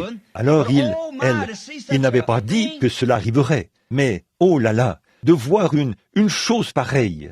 Son mari, qui était un pécheur, est venu et a dit, « Frère Branham, je veux donner ma vie au Seigneur Jésus. » Et j'ai dit, « Très bien, agenouillez-vous ici et prenez la main de votre femme. Et ensuite, vous mènerez ensemble une vie droite. » La mère est revenue. Elle a dit, « Frère Branham, vous savez, me voici avec mes enfants, a-t-elle dit. Quant au tabernacle et tout, nous avons toujours été tantôt là, tantôt pas là, tantôt là, tantôt pas là. Nous nous asseyions là et nous vous écoutions prêcher. Puis nous allions à l'hôtel et nous revenions. Elle a dit, moi aussi, je suis rétrograde, frère Branham. Elle a dit, je veux revenir au Seigneur Jésus pour sa bonté envers mon enfant. Eh bien, voyez-vous, c'est très bien, mais ce n'est pas à cause de ça qu'on vient au Seigneur Jésus. Vers minuit, entre minuit et 1h, sa mère s'est endormie et elle a appelé, elle a dit, maman, et elle a dit, oui chérie, qu'est-ce que tu veux? Elle a dit, tu sais, je suis si heureuse. Elle a dit, je suis si contente que tu sois heureuse. Elle a dit, je suis en paix avec Dieu. Puis elle a dit, oh, comme c'est bon. Quelques minutes plus tard, elle l'a de nouveau appelée. Elle a dit, maman? Elle a dit, oui. Elle a dit, je rentre à la maison. Et elle a dit, je le sais. Elle a ajouté, Oui, ma chérie, a-t-elle dit, le médecin va retirer le bébé demain. Et puis, dans un jour ou deux, quand tes incisions auront guéri, tu sortiras d'ici. Tu rentreras à la maison et tu seras à nouveau heureuse avec ton mari et tes petits-enfants. Et tu seras une chrétienne qui vivra pour Dieu. Elle a dit, maman, je veux dire que je m'en vais à ma demeure céleste. Elle a dit, bien sûr, chérie, à la fin du voyage. Elle a dit, c'est maintenant la fin du voyage. Oh, a-t-elle dit, voyons donc, qu'est-ce que tu veux dire? Elle a dit, la fin du voyage. Elle a ajouté, oui, maman, dans quelques minutes, je serai partie. Eh bien, elle se disait qu'elle était tout simplement nerveuse et qu'elle délirait. Elle a appelé l'infirmière. L'infirmière a évalué sa respiration. Tout était normal. Et en moins de 5 minutes, elle était partie. Elle était morte. Et puis, quand je suis rentré à la maison, 1 ou 2 semaines plus tard, je pense que c'est frère Graham qui avait prêché lors du service funèbre de cette fille. Quand je suis rentré à la maison et que mesdames a dit que cette fille était morte cette nuit-là, oh, je ne pouvais pas. Je suis allé voir sa mère. Oui, et je ne sais pas ce qui m'a pris de faire cela, mais j'ai dit, Seigneur Dieu, tu me dois des explications. Voyez, après que je suis allé là-bas et que j'ai parlé à ce mari, qu'il est venu au Seigneur, après avoir vu toutes ces choses que tu as faites pour lui, et tout cela, et ensuite, tu reprends la vie de cette fille, juste comme ça, j'ai dit, tu me dois des explications. Quand vous dites à Dieu quelque chose comme ça, il vous laissera ruminer dans votre coin. Il ne me doit rien. C'est moi qui lui suis redevable. Eh bien, il m'a simplement laissé bouder pendant quelques jours. Vous savez, au bout de 3 ou 4 mois, un jour, j'étais sur le bord d'un ruisseau et le Seigneur m'a parlé dans une vision. Et m'a dit, là, va vers sa mère et dis-lui ceci. Son heure n'était-elle pas venue l'an passé, alors qu'elle se noyait dans un ruisseau lors d'un pique-nique? Elle aurait dû partir à ce moment-là, mais il fallait que je la prenne au moment où elle serait prête à partir.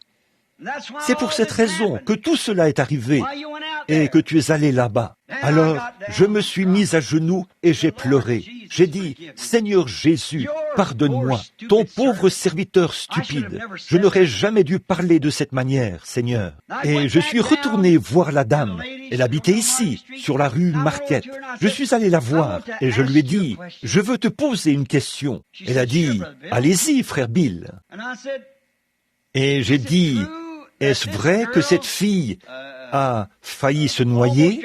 Elle a dit, c'est vrai, frère Branham. Elle a dit, son mari et les autres ont dû la sortir du ruisseau. Puis elle a ajouté, ils ont dû avoir recours à la respiration artificielle, au massage cardiaque et un appareil pour extraire l'eau de son corps. Elle a dit, elle portait une jupe, il faisait un pique-nique. Alors qu'elle était là-bas, elle a trébuché sur le sable et est tombée dans l'eau tête première. Et elle s'est étouffée. Les autres ne s'en sont pas rendus compte. Et tout d'un coup, ils ont vu son corps émerger et redescendre. Et ils ont couru dans l'eau, l'ont saisie et l'ont sortie de là. Puis elle a dit, elle a failli mourir. Elle a dit, j'ai dit, c'était son heure de partir. Vous voyez, Dieu sait ce qu'il fait. Bon, le Seigneur me l'aurait probablement dit si je n'avais pas eu l'attitude que j'avais eue. Seigneur, tu me dois des explications à ce sujet. Il ne vous doit rien. J'étais dans une réunion un soir et j'ai entendu un évangéliste qui priait pour un malade dire, Dieu, je t'ordonne de guérir cette personne. Qui donne des ordres à Dieu? Voyez, ça n'a même pas de sens. Voyez, parce que Dieu, il fait comme bon lui semble. L'argile peut-elle dire au potier, pourquoi m'as-tu fait ainsi? Voyez, bien sûr que non. Mais si le prophète reste tranquille et va vers le Seigneur pour avoir la réponse, alors la réponse sera là, voyez? Tout comme cette personne qui a posé la question au sujet de la semence du serpent. Voyez-vous? Observez tout simplement, et ne soyez pas très pressés. Et qui plus est, Dieu fait toujours tout concourir au bien de ceux qui aiment le Seigneur. Bon, si Ninive ne s'était pas repentie, alors les jugements de Dieu se seraient abattus sur eux. Maintenant, rappelez-vous, le prophète doit écouter. C'était un avertissement. Maintenant, c'est la même chose pour cette nation-ci. Là, vous dites, « Frère Branham, dimanche dernier, vous avez dit, il n'y avait plus d'espoir. » Oui. Pourquoi? Elle a rejeté son appel. Elle subira certainement cela. Elle le subira. Il viendra un temps où cette nation volera en éclats. J'ai vu cela en 1933. Voyez, je l'ai vu. Vous avez dit, il se peut que vous ayez dit, eh bien, cela n'est pas arrivé à cette époque-là. Mais ça va arriver. Mussolini n'était pas non plus au pouvoir. La ligne Maginot n'était pas non plus construite. La voiture n'avait pas non plus la forme d'un œuf à cette époque. Et toutes ces choses, les femmes n'avaient pas non plus élu un président qui a l'air d'être un jeune étudiant. Et toutes ces autres choses. Et il n'y avait pas non plus un président catholique, et ainsi de suite. Quand cela avait été annoncé, il y a une trentaine d'années ou plus, que ces choses ont été prédites, mais il m'a simplement montré ce qu'il en serait jusqu'à la fin. Et à mesure que cette chose approche, au fil du temps, cette coupe se remplit. Et la repentance a été prêchée par Billy Graham, Oral Roberts et les autres. Les prophètes et tout ont traversé la nation en opérant des signes et des prodiges, mais elles continuent de patauger dans le péché. C'est pour ça qu'ils ne se repentent pas. La repentance accomplit cela. Remarquez, Akab ne s'est pas repenti quand Élie l'a repris. Si Akab s'était repenti et avait marché humblement devant Dieu, cela ne serait jamais arrivé. Mais Akab est allé là-bas. Il s'est emparé de la vigne de Naboth, l'a fait tuer et toutes ces vilaines choses. Et Jézabel, ce prophète s'est présenté là, avec l'ainsi dit le Seigneur. Mais qu'ont-ils fait? Elle n'a fait que le menacer de mort. Qu'est-il arrivé? Sa prophétie s'est accomplie. Les chiens l'ont mangé et ont léché le sang d'Akab. Exactement comme il l'avait dit. Il avait vu la coupe à son comble. C'est pour ça que ce petit Michée a dit la même chose. Comment pouvait-il bénir ce que Dieu avait maudit? Vous voyez, sa parole, sa prophétie était en harmonie avec la parole. Hérode, il ne s'est jamais repenti quand Jean a dit « Il ne t'est pas permis de la voir, c'est la femme de ton frère ». Il ne s'est jamais repenti. Mais qu'a-t-il fait? Sa femme a exigé la tête du prophète. Regardez la souillure dans laquelle il s'est retrouvé. Regardez ce qui lui est arrivé. Regardez, même aujourd'hui, en Suisse, les eaux bleues continuent de bouillonner pour commémorer le fait de l'avoir rejeté. Vous voyez, certainement, il ne s'est pas repenti quand le Seigneur l'a repris. Jean le lui avait dit. Peu importe ce qu'il était, un procurateur, ou quoi qu'il était, ou l'empereur, ou quoi encore, il devait se repentir quand Dieu l'appelait, sinon la colère s'abattrait sur lui. Combien de fois dans les prophètes, j'ai des notes ici, mais nous n'aurons pas le temps, parce qu'il me reste une dizaine de minutes. Sans la repentance, le jugement est inévitable. Ézéchias s'est repenti. Voyez? Ninive s'est repenti. Akab ne s'est jamais repenti. Nebuchadnezzar ne s'est jamais repenti. Les gens du temps de Noé ne se sont jamais repentis. Et le jugement est bel et bien venu. Voyez? Bon, mais il avertit d'abord tout le monde. Tout le monde reçoit un avertissement. Maintenant, puisque le temps est proche, que tous ceux qui ressentent qu'il y a un avertissement se repentent rapidement avant que la colère de Dieu frappe. Bon, venons-en au Branham Tabernacle. Vous voyez, nous avons vu ces choses et nous savons quelles sont la vérité. Nous savons que c'est l'exacte vérité.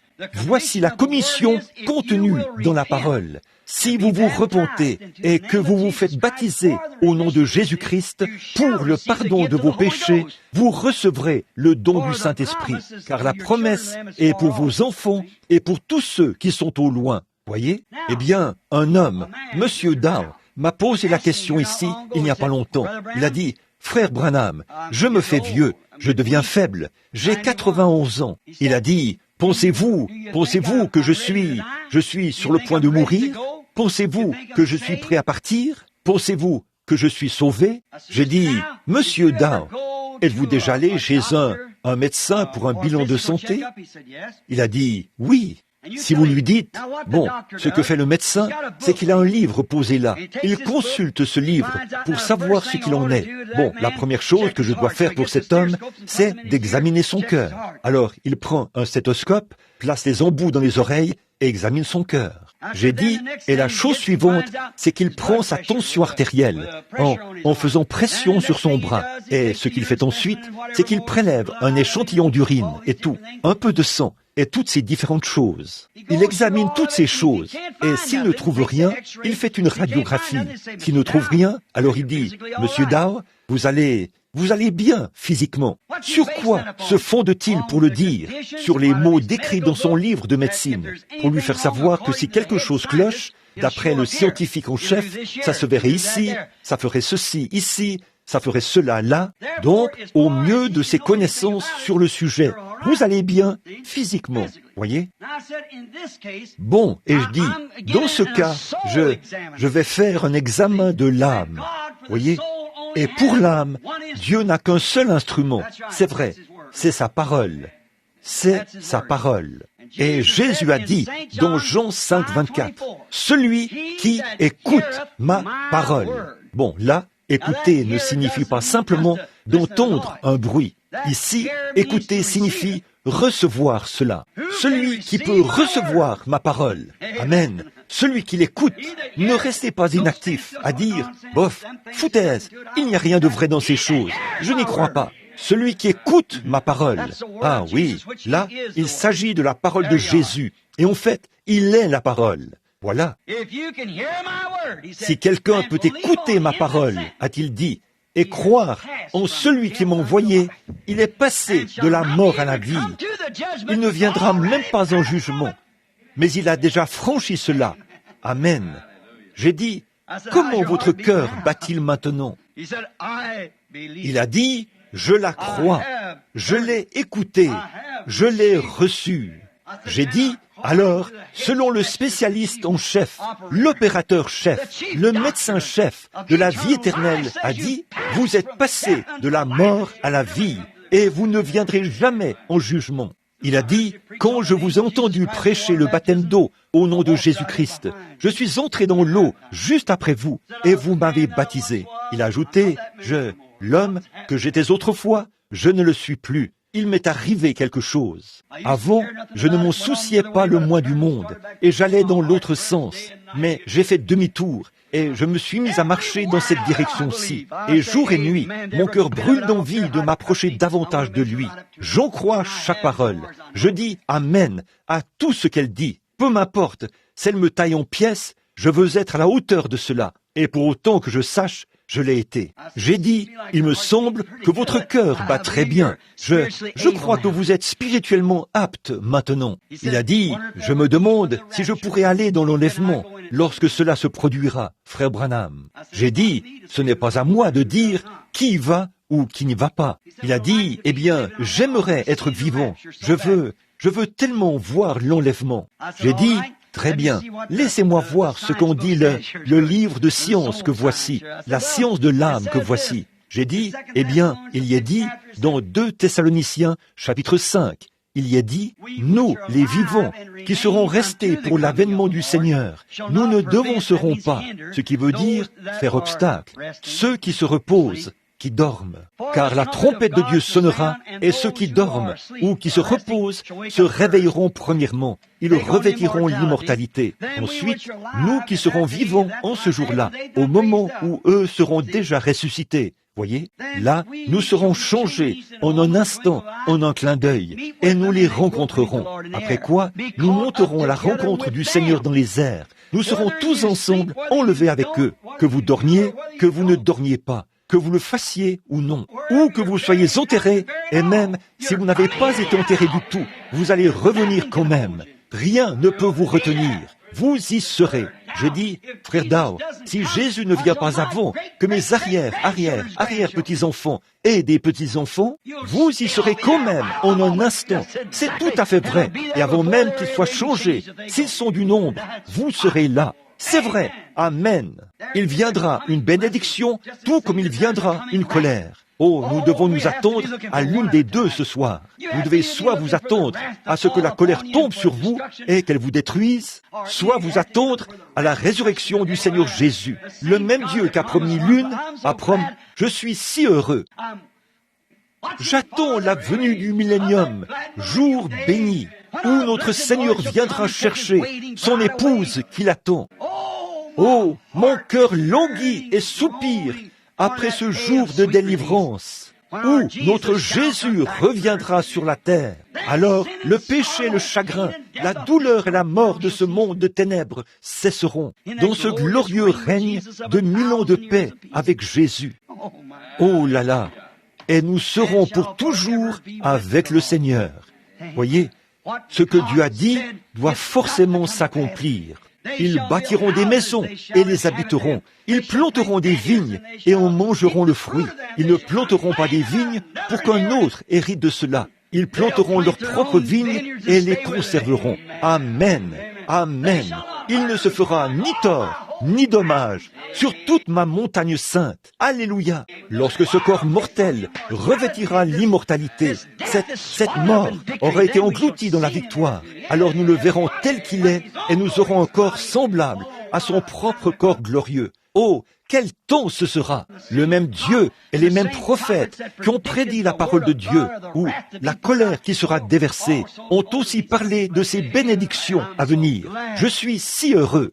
Dieu ne laisse jamais venir sur une nation, une destruction sans l'en avoir averti. Il ne laisse jamais venir la destruction sur un homme sans l'en avoir averti. Ainsi donc, s'il le fait, il y a quelque chose qui nous est arrivé. La confirmation des signes des derniers jours que nous avons avec nous, le grand Saint-Esprit qui agit parmi nous et qui comble l'Église de sa présence et qui confirme sa parole. Alors l'Église se prépare à monter dans les cieux un de ces jours par la puissance de Dieu. En effet, c'est un avertissement, un appel à rejeter tout fardeau et le péché qui nous enveloppe si facilement, afin de courir avec persévérance dans cette carrière qui nous est ouverte vers le chef et le consommateur de la foi. Que Dieu vous bénisse, Église. Tenez la main immuable de Dieu. Oui, monsieur, si vous ressentez sa présence, allez vers lui. S'il y a quelque chose de mal dans votre cœur, mettez cela en ordre. Il ne nous reste plus beaucoup de temps. La venue du Seigneur est proche. Croyez-vous en lui? Oh là là, n'est-ce pas que ce sera merveilleux là-bas? Quel moment, alors que je verrai les anciens combattants marcher dans ce paradis. Oh là là, j'attends cette heure-là. Je me souviens d'avoir entendu mon frère, lorsqu'il parlait de son retour des champs de bataille, outre-mer et tout. Il disait, ces vieux vétérans, à la vue de la statue de la liberté, on avait rassemblé ces infirmes là-haut, afin qu'ils puissent voir la statue de la liberté. C'est la première chose que l'on voit en bateau quand on arrive, parce qu'elle est très haute. À la vue de ce bras tendu, a-t-il dit, ces hommes ont fondu en larmes. Ces grands hommes qui se tenaient là, ils sont tombés sur le pont et se sont mis à pleurer. Qu'était-ce? Un symbole de liberté. Tout ce qu'ils aimaient était juste là, derrière ce symbole.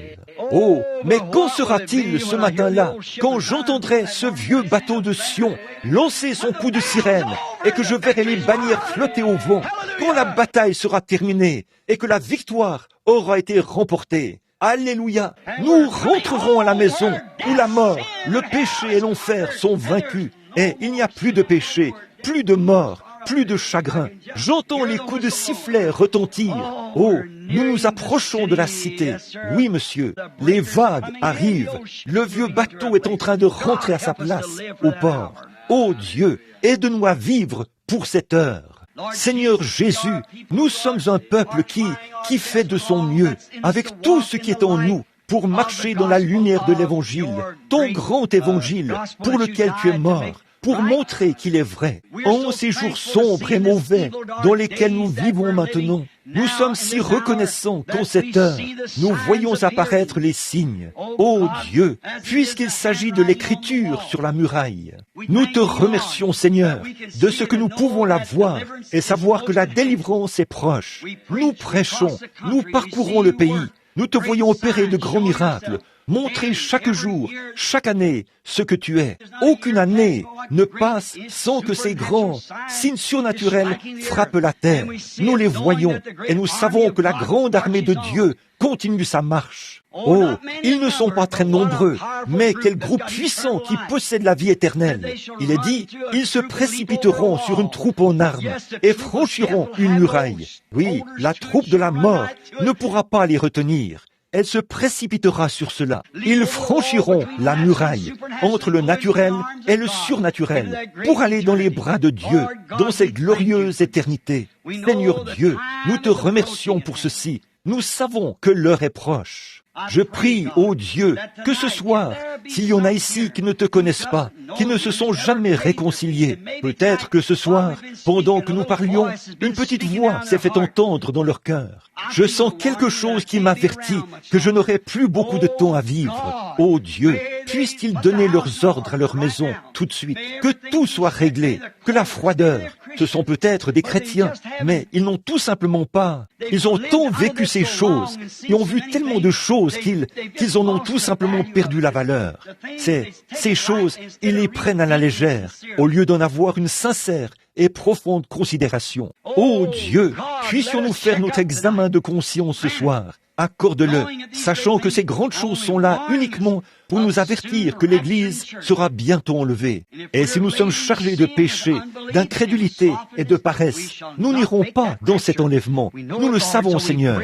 Aussi, te prions-nous de faire que le feu du Saint-Esprit embrase notre cœur. Ô Dieu, enflamme notre âme de tes bénédictions.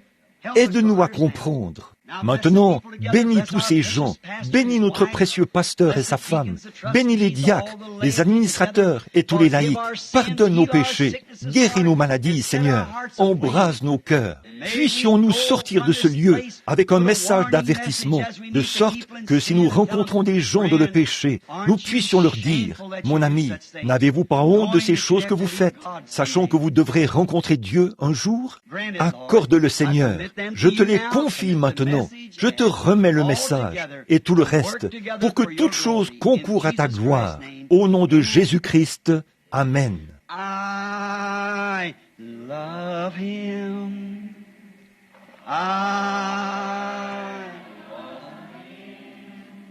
Because he first loved me and purchased my salvation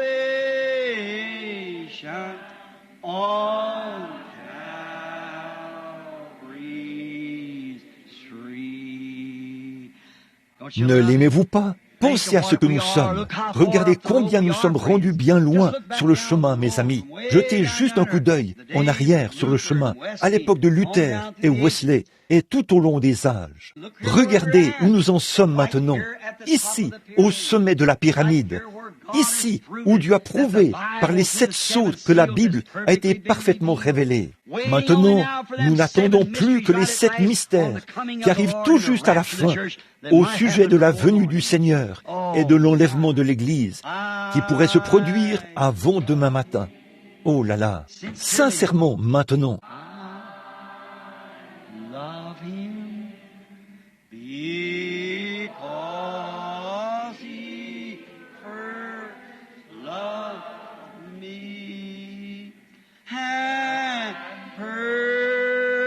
Just my salvation on Calvary. As we quietly now. Alors que doucement, maintenant, vous rendez-vous compte que chacun de nous ici doit partir d'ici, quitter ce monde? Savez-vous que la vie d'un homme né de la femme est courte, sans cesse agitée? Saviez-vous que parce que nous sommes nés de cet arbre de la mort, du jardin d'Éden, nous devons mourir? Nous sommes le fruit du sein de notre mère et nous devons mourir. Nous devons quitter cette vie. Jeunes ou vieux, ça ne change rien. Si l'homme ou la femme le plus âgé ici est compté parmi les vivants demain matin, elle aura survécu où il aura survécu à de nombreux jeunes de 10 ou 15 ans. Des centaines d'entre eux mourront dans le monde entier avant demain matin, des jeunes. Donc, tout ce qui compte, c'est que faites-vous en ce moment? C'est peut-être votre dernière occasion, jeune ou vieux. Vous êtes capable d'aller à l'église. Ne négligez rien. Soyez profondément sincères. Rejetez tout péché et toute autre chose. Regardez Dieu bien en face et posez la question. Seigneur, suis-je agréable à tes yeux? Que puis-je faire d'autre, Seigneur Jésus? Une fois cette vie terminée, je n'aurai plus jamais l'occasion de te servir. Voici le seul temps que j'ai. Seigneur Dieu, fais-moi seulement savoir ce que tu veux que je fasse. Si je dois aller faire ceci ou faire cela, je le ferai volontiers. Est-ce que nous y pensons sincèrement? Est-ce que les jeunes y pensent? Est-ce que les personnes d'âge mûr y pensent? Est-ce que les vieilles personnes y pensent? Est-ce que les adolescents y pensent? Nous devrons partir. Et comment savoir si on ne sera pas tous partis avant demain matin? Nous ne le savons pas. Vous dites, ça me préoccupe. Cela ne devrait pas. Franchement, ça devrait vous rendre très heureux de savoir que vous quittez cette maison de pestiférés. Il existe un autre monde. Vous n'avez pas besoin d'aller bien loin. Il est avec vous. Il est autour de vous. Dieu ne vous a donné que 5 sens. Et c'est pour entrer en contact avec ceci, ce monde. Mais il existe un autre monde, et vous n'avez aucun sens pour entrer en contact avec lui. Vous ne pouvez pas entrer en contact avec lui, parce que vous n'avez pas ce sens-là. Par exemple, j'ai dit dimanche soir, peut-être que vous ne l'avez pas saisi. Nous avons 5 sens, la vue, le goûter, l'odorat, le toucher et l'ouïe. Mais qu'en serait-il si vous n'aviez pas la vue, que vous n'aviez que le goûter, le toucher, l'odorat et l'ouïe, et que quelqu'un d'autre ait reçu la vue et vous dise un autre monde existe, le soleil, avec le toucher, vous vous heurtez à des choses, et ce que c'est peut vous dire ce que c'est. Eh bien, vous croiriez que la personne est folle, parce que vous n'avez pas ce sens de la vue. Personne autour de vous ne l'a jamais eu. Vous avez déjà entendu dire qu'il y a des gens qui ont parlé de telles choses, mais vous en avez douté. Mais nous savons par ce sens que c'est réel. C'est un endroit qui existe vraiment. Voyez, c'est un endroit où vous pouvez voir cela. Votre sens vous le déclare. Maintenant, la seule chose qui se passe en vous quand vous mourrez, c'est que vous troquez ces 5 sens. Gloire. Et vous recevez simplement un autre sens.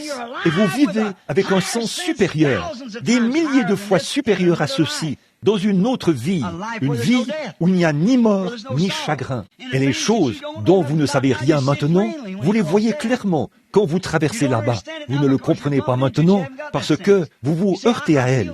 Vous ne possédez pas ce sens. Vous dites, j'ai un sentiment étrange ici ce soir. J'ai l'impression qu'il y a j'ai juste envie de pleurer ou de pousser les cris ou quelque chose. Ce sont les anges du Seigneur. Voyez, c'est comme quelqu'un qui dirait, vous savez, qu'il n'a jamais eu le sens de la vue. Il dirait, de temps à autre, je ressens quelque chose de réel, comme une sensation de chaleur. Vous diriez, c'est la lumière du soleil. La lumière du soleil, c'est quoi? Je ne l'ai jamais vu. Il n'existe pas de... Voyez, il n'a jamais vu. Il ne sait pas ce que c'est. Vous voyez, là, il faut que quelqu'un le lui dise. Quelqu'un qui peut voir cela. Oh là là. Voyez, nous changeons, simplement, nous changeons, simplement. N'ayez pas peur de la mort. La mort n'est qu'un épouvantail. Jésus l'a vaincu. Même Paul, quand il est parvenu au terme de son voyage, il a dit, « Ô mort, où est ton aiguillon? Où est ta frayeur? Ô tombe, où est ta victoire? Tu dis que tu m'as eu? Laisse-moi, moi t'indiquer Jérusalem. Il y a là un tombeau vide, et je suis celui qui vous a conquis tous les deux, la mort et l'enfer. Et moi, je suis en lui, et tu ne peux pas me retenir.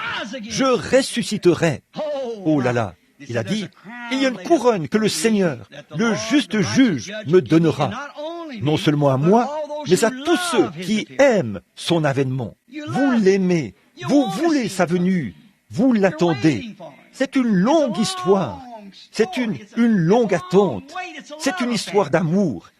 Mais vous avez hâte de le voir.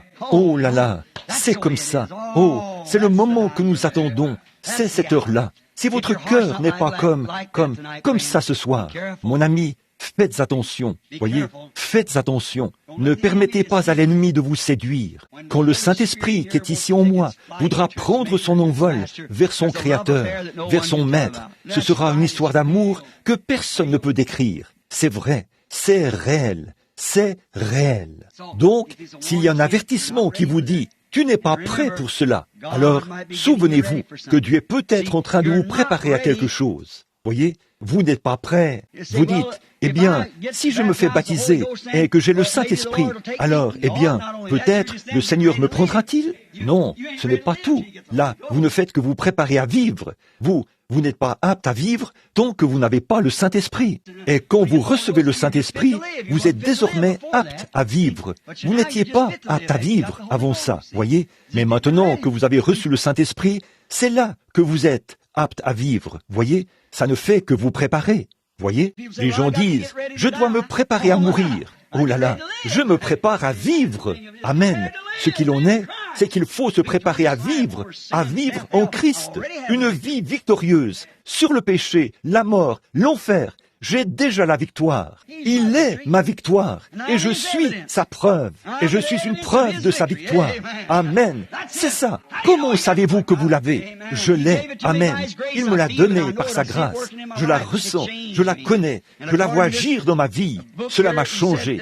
Et d'après ce livre que voici, il a dit que j'avais la vie éternelle et que je ne pourrais pas venir en jugement, mais que je suis passé de la mort à la vie parce qu'il a subi le jugement à ma place. Et s'il a payé le prix, n'essayez pas de me faire subir un quelconque jugement. Il l'a déjà subi à ma place et je l'ai accepté. Oui, monsieur. Il n'y a donc plus de jugement. Il n'y a plus de mort. Oh, je devrais quitter l'église et quitter les gens un de ces jours. Mais ça, si Jésus tarde, et si cela arrive, eh bien, oh, je ne serai pas mort. Je ne peux pas mourir. J'ai la vie éternelle. Comment pourriez-vous mourir si vous avez la vie éternelle? Voyez, nous sommes toujours dans la présence de Dieu et nous serons avec lui pour toujours. Amen. Cela remplit mon cœur de joie. Oh, ça me donne envie de recommencer à prêcher. Voyez, c'est vrai. Oh, il est merveilleux. Isn't he wonderful, wonderful, wonderful?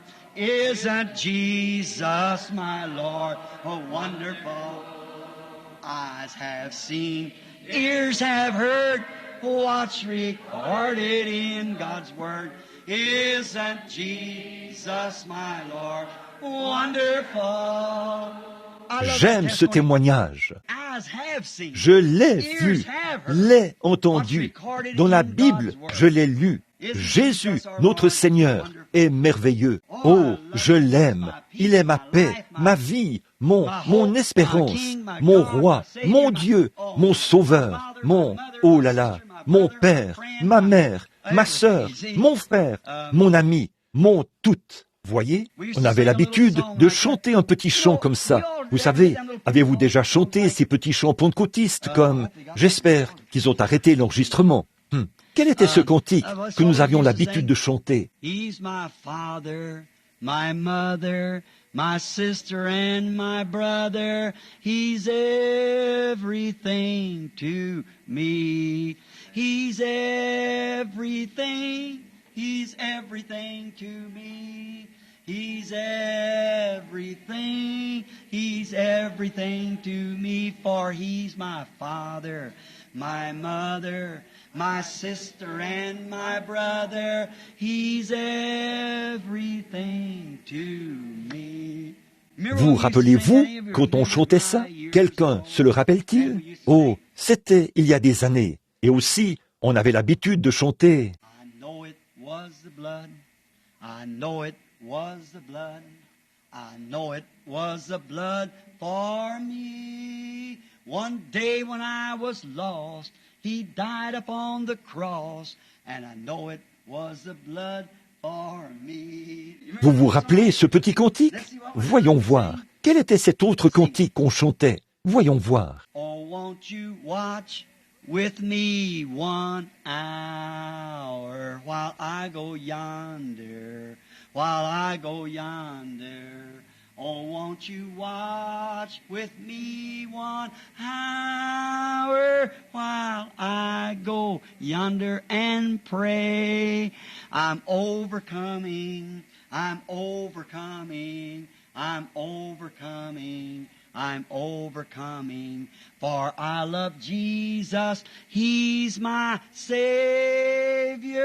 and He smiles and He loves me too. Autrefois, il y avait le brave frère Smith, un frère de couleur, qui habitait ici au coin de la rue. Oh, j'entendais chanter ces gens de couleur.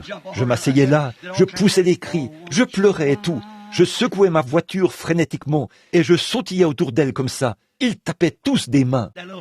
Ce petit rythme qu'ont les gens de couleur, vous savez, personne ne peut chanter comme eux. Autant oublier ça, voyez? Oh là là, je m'asseyais là, je disais, oh Dieu, jeune garçon d'une vingtaine d'années que j'étais, je courais autour de ma voiture, en poussant des cris et en louant Dieu comme ça. Oh, quel moment! C'était au tout début, quand Dieu agissait parmi les gens comme ça. Maintenant, nous sommes devenus une église forte, pas tant au nombre de membres, mais puissante dans l'esprit. Amen, comme c'est merveilleux. Puis, il y avait un petit cantique. Je me souviens du jour où j'ai rencontré à Chattanooga, dans le Tennessee. Pas à Chattanooga, c'était à Memphis. Ce jour où j'avais rencontré une petite femme de couleur, vous savez, qui attendait debout à l'extérieur. Vous m'avez entendu parler de cela, vous savez. Son fils avait une maladie vénérienne et elle avait une chemise pour homme enroulée autour de la tête.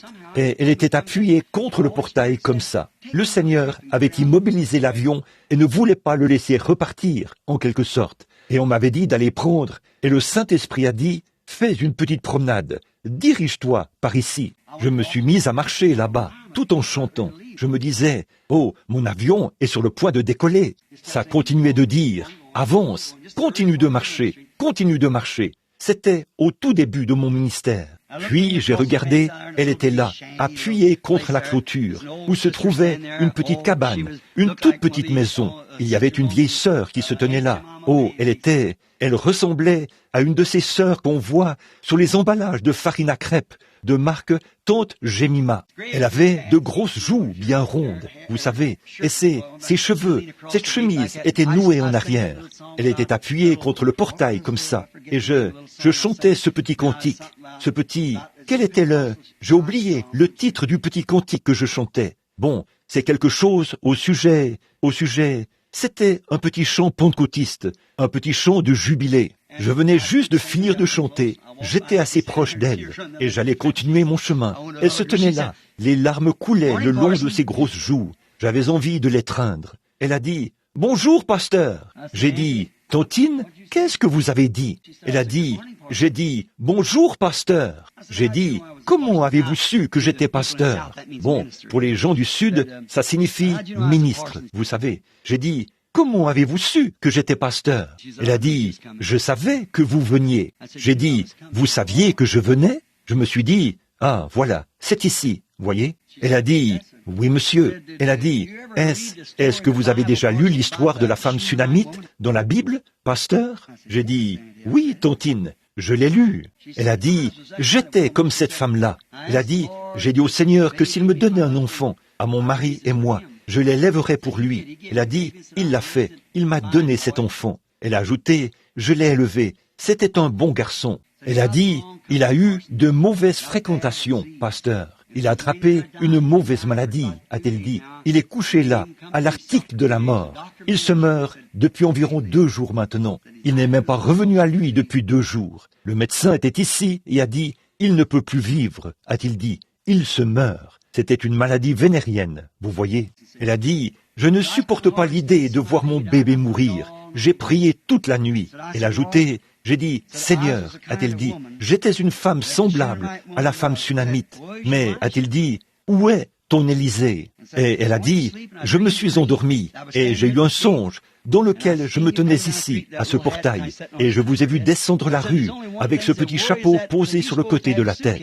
Mais elle a ajouté, il n'y a qu'une seule chose, a-t-elle dit, où est cette? Elle a dit, vous étiez censé avoir une mallette à la main. J'ai dit, je l'ai laissée là-bas, à l'hôtel Peabody. Elle a dit, je savais que vous deviez avoir une mallette. Et elle a dit, mon bébé se meurt. J'ai dit, je m'appelle Branham.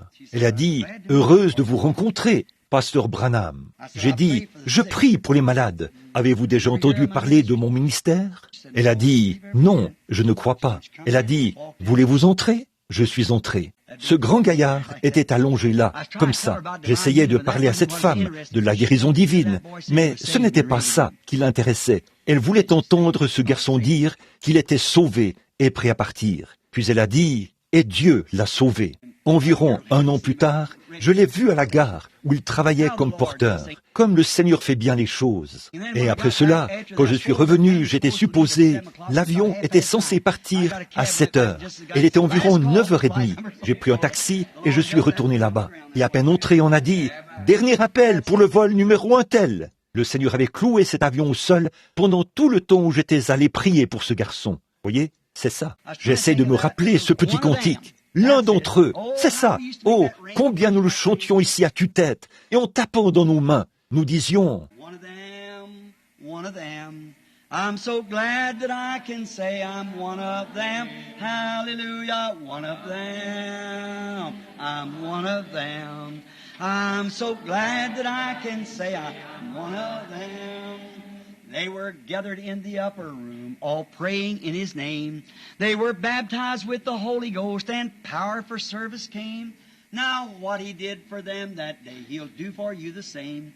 I'm so glad that I can say I'm one of them, one of them, one of them.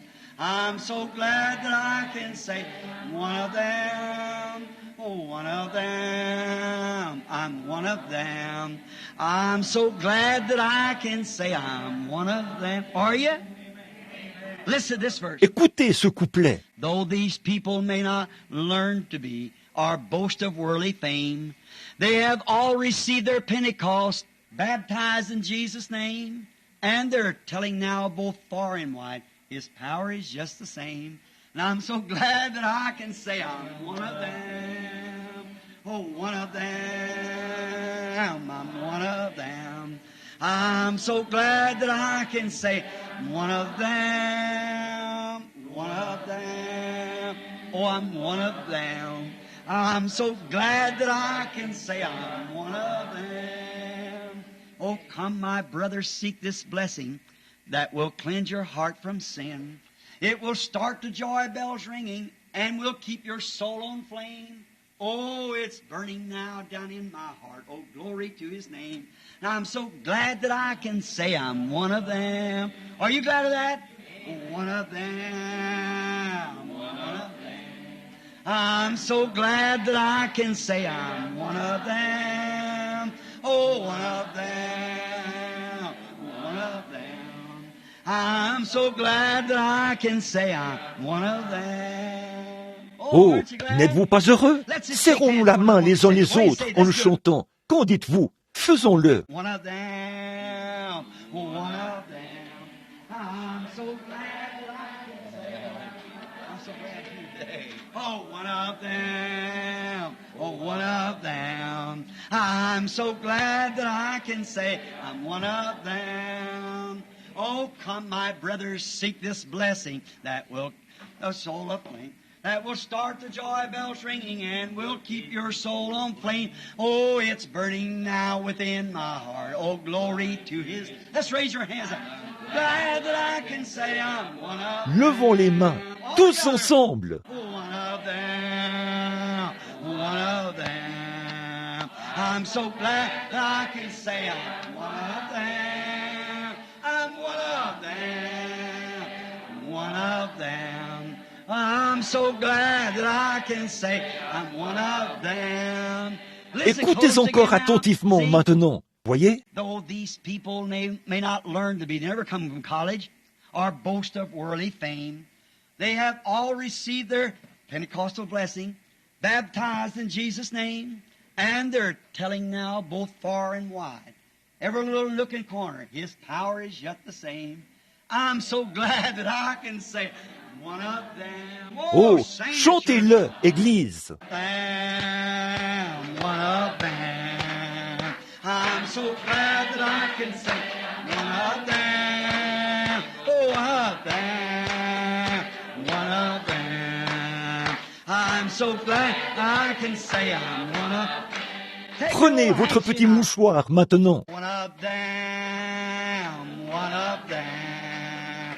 I'm so glad I can say one of them, oh, of them, one of them. I'm so glad that I can say one of them. Gloire au Seigneur. Amen. Nous sommes comme des enfants. Il n'y a aucun formalisme chez nous. Dieu n'est pas formaliste. Pas vrai? Oui, monsieur. One of them, one of them. I'm so glad I can say one of them. I'm one of them, one of them. Oh, I'm so glad that I can say it. Êtes-vous vraiment heureux de le dire? Levez simplement la main. Dites « Gloire au Seigneur! Gloire au Seigneur! Je suis heureux d'être l'un d'entre eux. Je suis heureux de l'être. Seigneur Dieu, je suis si heureux. L'un d'entre eux, l'un d'entre eux. Je suis si heureux de dire « Je suis l'un d'entre eux ». Oh Dieu, aide-nous à l'être. Aide-nous à faire en sorte que les lumières continuent de briller, Seigneur, alors que nous marchons vers Sion. Accorde-le, Père. Au nom de Jésus, nous t'offrons notre vie pour te servir. Amen. Amen. Oh, we're marching to Zion, a beautiful, beautiful Zion. Oh, we're marching upward towards Zion, and that beautiful city of God. Come we that love the Lord, and let our joys be known. Join in the song with sweet accord. Join in the song with sweet accord. And thus surround the throne. Oh, chantez simplement par l'Esprit. The throne. Oh, we're marching to Zion, that beautiful, beautiful Zion. Oh, we're marching upward to Zion, that beautiful city of God. Oh, we're marching to Zion, beautiful, beautiful Zion. We're marching upward to Zion, that beautiful city of God. Let those refuse to sing who never knew our God, but children of the heavenly King, but children of the heavenly King, may speak their joys abroad, may speak their joys abroad. Chantons-le. We're marching to Zion, oh beautiful, beautiful Zion. We're marching upward to Zion, that beautiful city of God. Oh, cela vous récure, n'est-ce pas? Vous aimez ces vieux cantiques, pas vrai? Je les préfère à tout ce que vous pouvez, ou n'importe lequel de ces autres chants que vous avez là. Ce sont de bons vieux cantiques qui viennent du fond du cœur. Oh là là, je me sens si bien et heureux quand je les chante. C'est si bon. Oh, ça me donne vraiment envie de me réjouir. Take the name of Jesus with you, child of sorrow and of woe. It will joy and comfort give you. Oh, take it everywhere you go. Precious name, precious name. Oh, how sweet, oh, how sweet. Oh, power and joy of heaven. Precious name. Oh, how sweet. Oh, power and joy of heaven. As Alors que nous courbons la tête maintenant, at the name of Jesus bowing, falling prostrate at His feet, King of kings and heaven crowned Him, when the journey is complete, precious name. Oh, how sweet. Oh, how sweet. Oh, The birth and joy of heaven, precious name. Oh, how sweet.